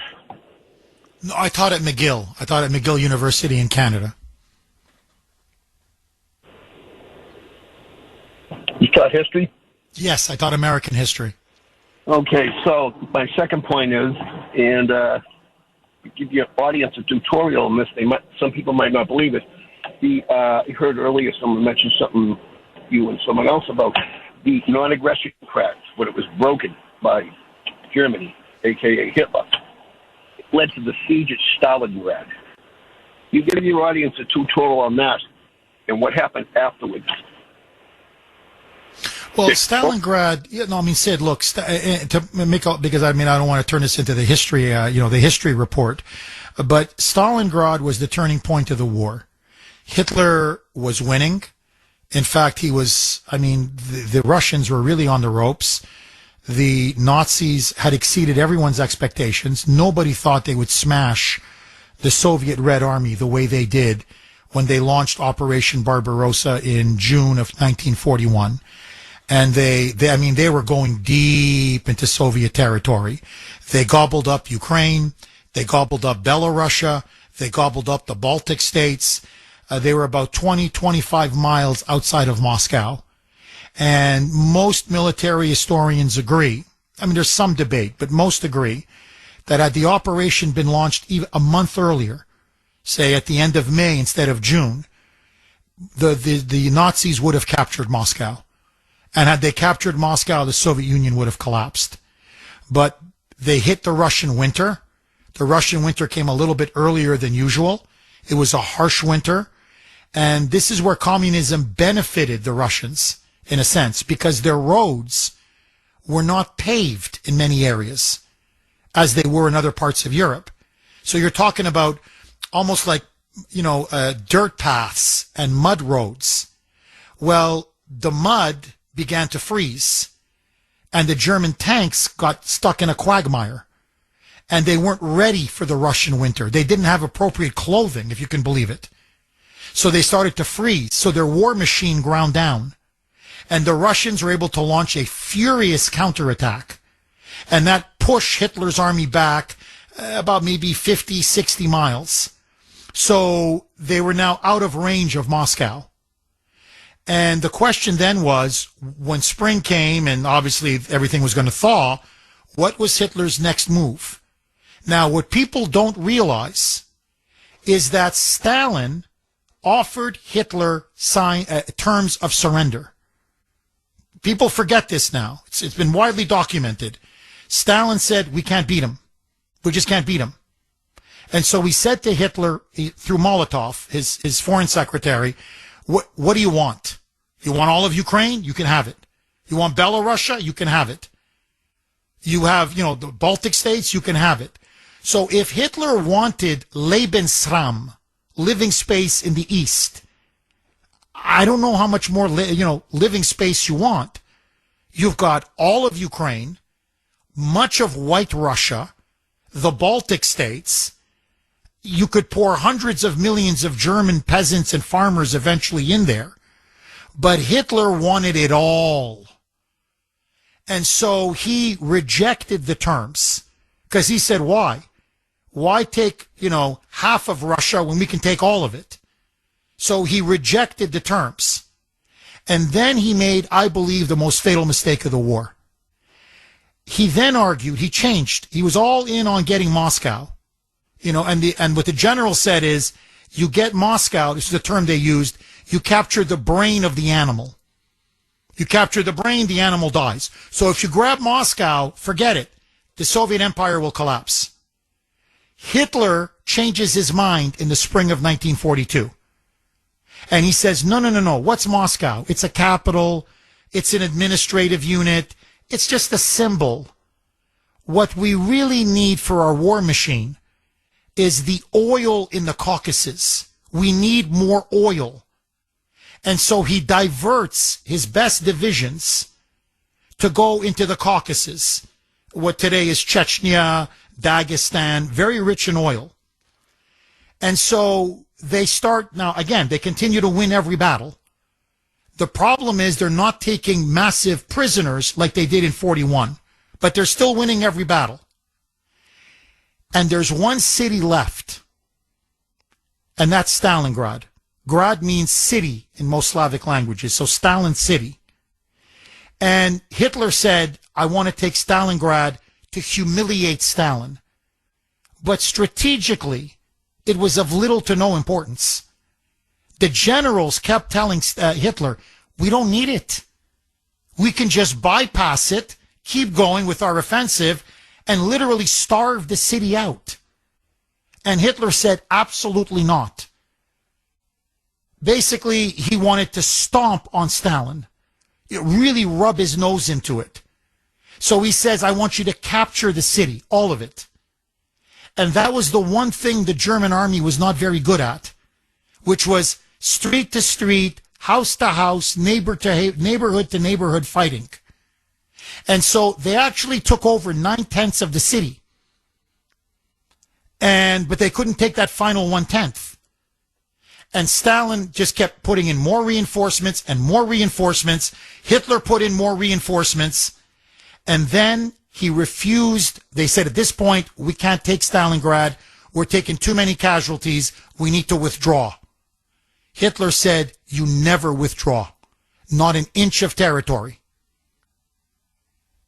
And so the army was stuck, isolated, cut off. The Russians encircled them. And it was the first major battle of the war that Hitler lost. And it was a huge blow to German pride, German prestige. Okay, some brilliant text pouring in. You can text the Kuhner man 70470, 70470. This is from 603. Jeff, Alexander Solzhenitsyn stated that at its core, by the way, this is completely true. If you've read the Gulag Archipelago as I have, this is completely true. That at its core, communism is essentially it's satanic, Satanism. I say that would include the Democrat Party. And here's just one reason why I say that. I just read through the 10 Commandments as I was listening to your show, which our system of law is rooted in. And I can't find one commandment that the communist Democrats in America don't openly violate on a routine basis. Not even one. And this would obviously include, thou shalt not steal. Here's another text. Jeff, wouldn't it stand to reason that an entitled and immoral, i.e. the DSA and the Democrats, would appeal to an entitled and demoralized generation of Americans? That's an excellent point. I never thought of it that way, but that's true. Okay, one more, and then I want to go to the phones. Jeff, regarding that Palo Alto story. Jeff, so these students' parents weren't told that their children were being taken to this mosque/Islamic center. So it was done behind the parents' backs. Doesn't that remind you just a little bit of what child molesters would do? Their tactic goes like this. Shh. Don't tell your parents about this. This will be our little secret. Jeff, these communist leftists are the molesters of minds and of morals. They're bad company, to say the absolute least. And as it says in the Bible, bad company corrupts good morals. It is to me unforgivable that you would bring these students without their parents' permission or even knowledge to a mosque and Islamic center, force the girls, the young teenage girls, to wear a hijab, and for all of them to have a Quran, and to so nakedly indoctrinate them like this. I'm sorry, it's satanic. Lucy in Lexington, Thanks for holding, Lucy, and welcome. Good morning. Good morning, Jeff. Hi, Lucy. Second time I called, and welcome. Oh boy, over the past hour I've been on hold. You've told so much, and I'm going to get straight to my point.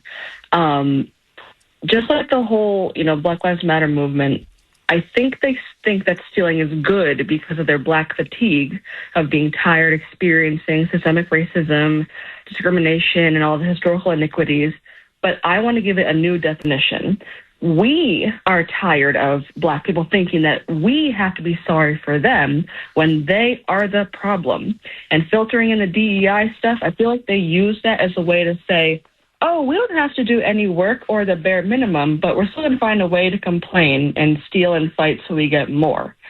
And then tying it into your point of now the Islamic stuff, when I was in my undergrad college at Regis College in Weston, we had to attend a mandatory seminar on how Muslims, quote unquote, are surviving in America. When my mother found out from me, she was furious. And the school said, oh, we have to do it to be diverse. But we know, Jeff, if the roles were reversed, they wouldn't listen to a word we have to say. So overall, if we fought back to any of these points, they're just going to use the leftovers to fight back harder. They only know violence. And I want to believe there's a light at the end of the tunnel, but it's going to take a huge amount of willpower and hopefully even maybe a Hail Mary miracle. What do you think? Well, Lucy, look, I mean, obviously to me, I always believe in prayer. A prayer has founded our country. Prayer has guided our leaders through every crisis that we faced as a nation. So I believe in prayer. My grandfather believed in prayer. My ancestors believed in prayer. And it always worked. Somehow it would always work out for us. So prayer is, to me, an absolute necessity in life. But I'm going to just say this, because it has to be said. They don't have the numbers. At this stage right now, they don't have the numbers. They're not even close to the numbers. So we should not be having to deal with any of this. This is not Europe. I'm not excusing what's happening in Europe. But in Europe, they really have the numbers. When you're at 20, 25, 30% of the population, you're in trouble. You're just in trouble. The numbers are just there. They're not that many yet. The problem that we have, Lucy, is that we have a radical left, these communist Democrats, that are openly enabling and empowering the Islamists. So what we have to do is we have to shame them. And the way to shame them is not just to expose these communists, but to expose the Islamists. This is not some feel-good, compassionate, we love the poor, we're all for social justice, but, these aren't the Amish. Russ in Boston. Thanks for holding, Russ, and welcome. Please, Jeff, never stop telling your family history with communism. The only good communist is a dead communist. And don't ever forget it. That was the saying of anti-communists in Eastern Europe. That was literally their slogan. The only good commie is a dead commie. So keep rolling. Go. You're on a roll, Russ. Keep going, my friend. We are on the eve of destruction. What do? Destroy the enemy within at all costs. We must destroy the enemy within. The first scumbag politician that gave able-bodied people free stuff should have been tarred and feathered. The problem starts with parents who fail to teach their children the work ethic. That's so important when you're bringing up children. You must teach them the work ethic. It will give them value throughout their life. When too many people suck off the government and eventually the country goes bankrupt, the net result is communism. Too many of our colleges and universities peddle useless degrees and at the same time peddle communism. Too many of these graduates with useless degrees that do not pay much now want communism. This is why they peddle hate against Charlie Kirk, and this is why someone killed him, because of the hate, Charlie Kirk. And look at all the good he was doing in our nation's colleges and universities. President Trump is our political savior. This is why they want to kill him. Politically stupid people cannot see the truth. It's in plain view in front of them, and yet they don't see it. Well, Russ, just to piggyback off of what you're saying, you're so right, and everything that you said. And if you notice, and this is the communist way, and it's also the Islamist way. The Islamist way is a beheading or a bombing. The communist way is a bullet. Okay, but it's the same thing. They murder they murder their opponents. They murder dissidents. They couldn't beat Charlie Kirk in debate. So what did they do? They killed him. They couldn't beat Trump at the ballot box. So what did they do? They tried to kill him at Butler. And he's had how many now? 4, 5, 6, close assassination attempts while president. And every time it's been reported, you see all these crazy Democrats on social media cheering and saying, oh, why did he miss? The only bad thing about it was he missed. So this is, you point out about the bad education system, the lack of a work ethic, how many of these sort of communist, socialist Democrats are lazy, entitled.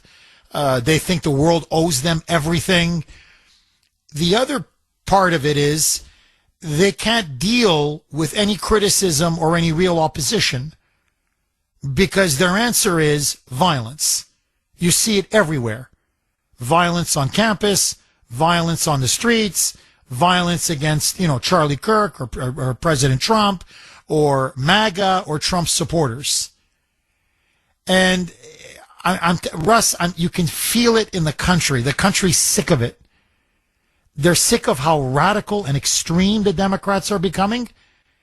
And this constant resort to violence over and over and over again. And you can tell the country's they've had it. They're exhausted. They're done. We just want to live in a normal country. And you know what I want to do, Russ? I want to play a cut, and I want to get your take. This is Steve Scalise. And I normally don't play Steve Scalise. He's just, he's high up in the Republican leadership. But, he's not my kind of Republican. But Steve Scalise makes, I think, a really good point. So this is what he recently said about what's changing in American politics between the two parties.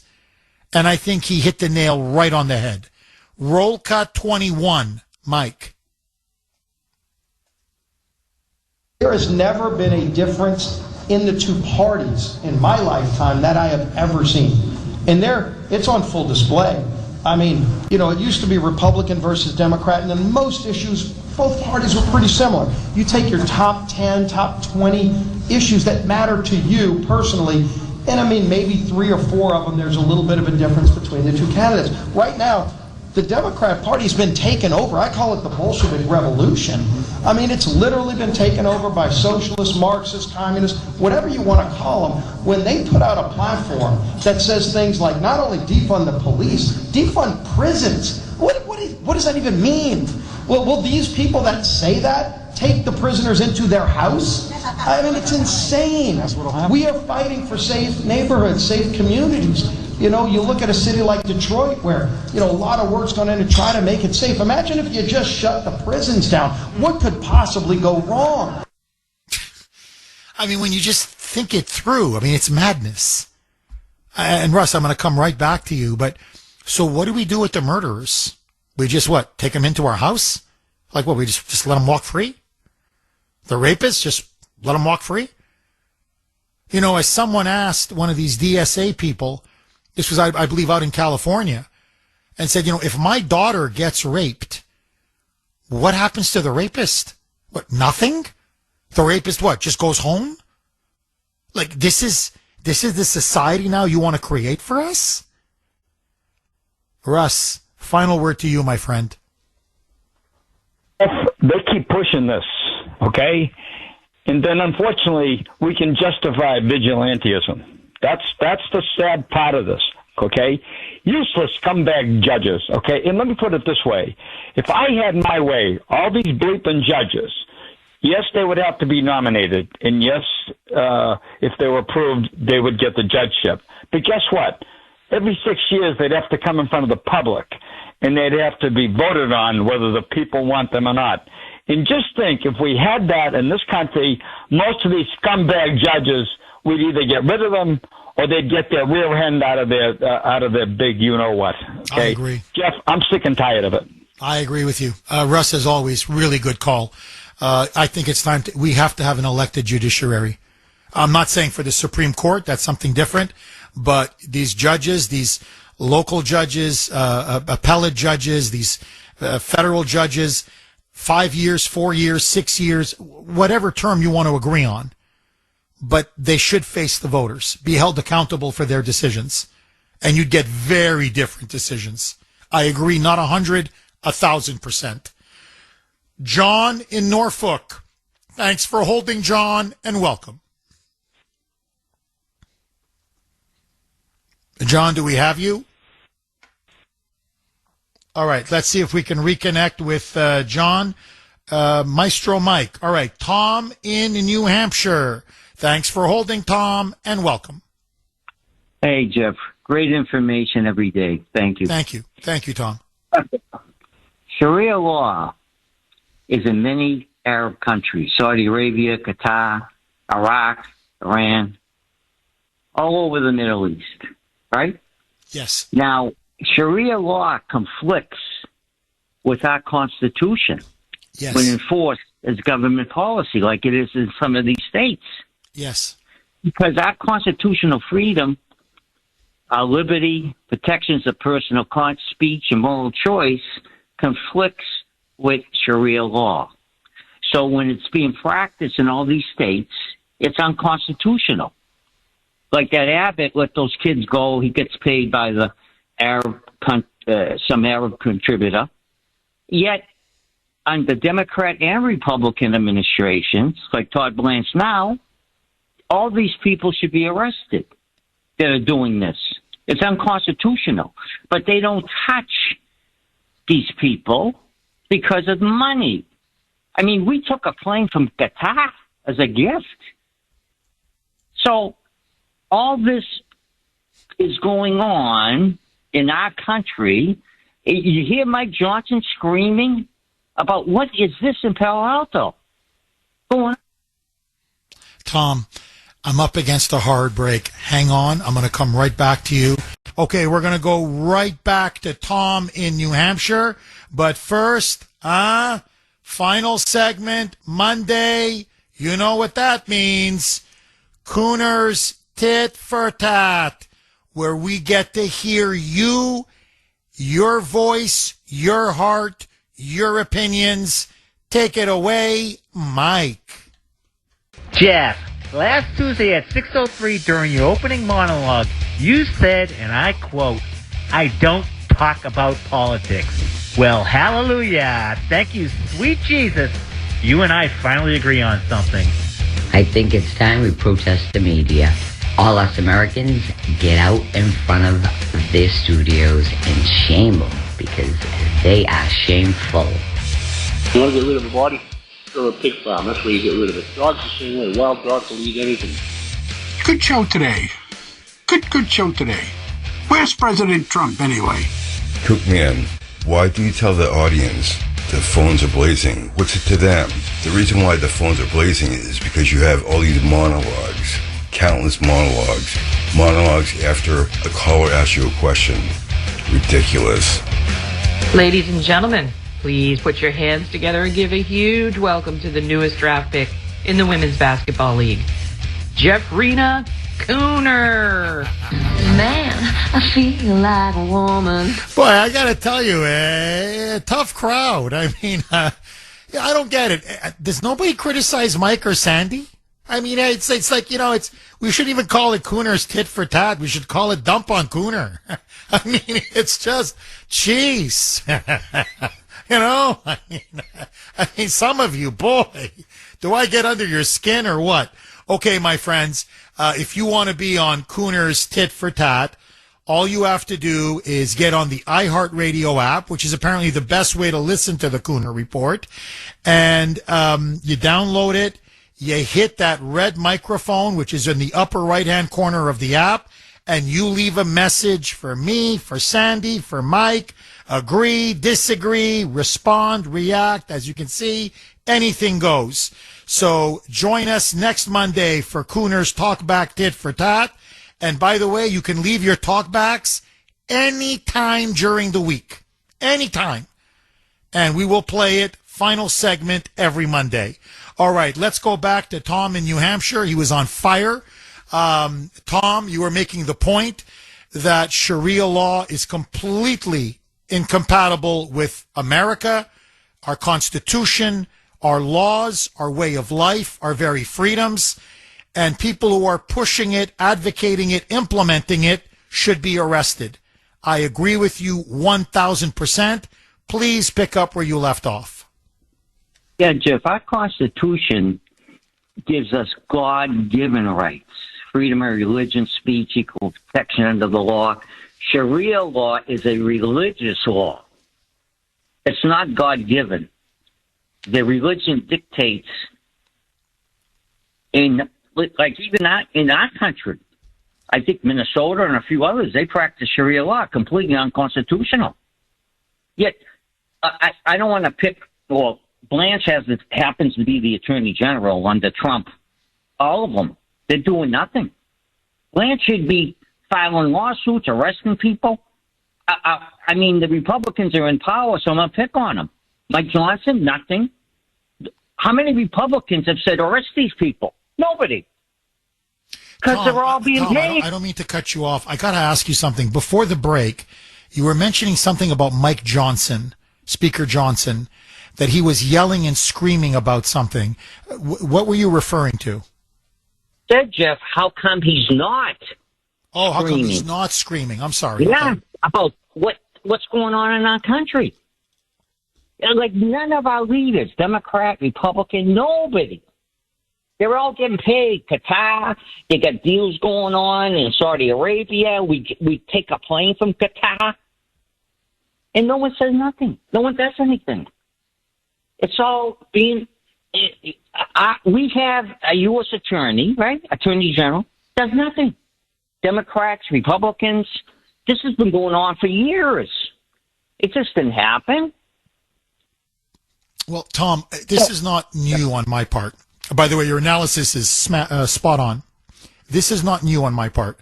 Many people have said this, conservatives, liberals. If Americans have a Achilles heel, okay, if we have a weakness as a people, I'm not saying this audience, I'm not saying you, but saying in general, it's the love of the almighty buck. It's greed. It's just never enough money for some people.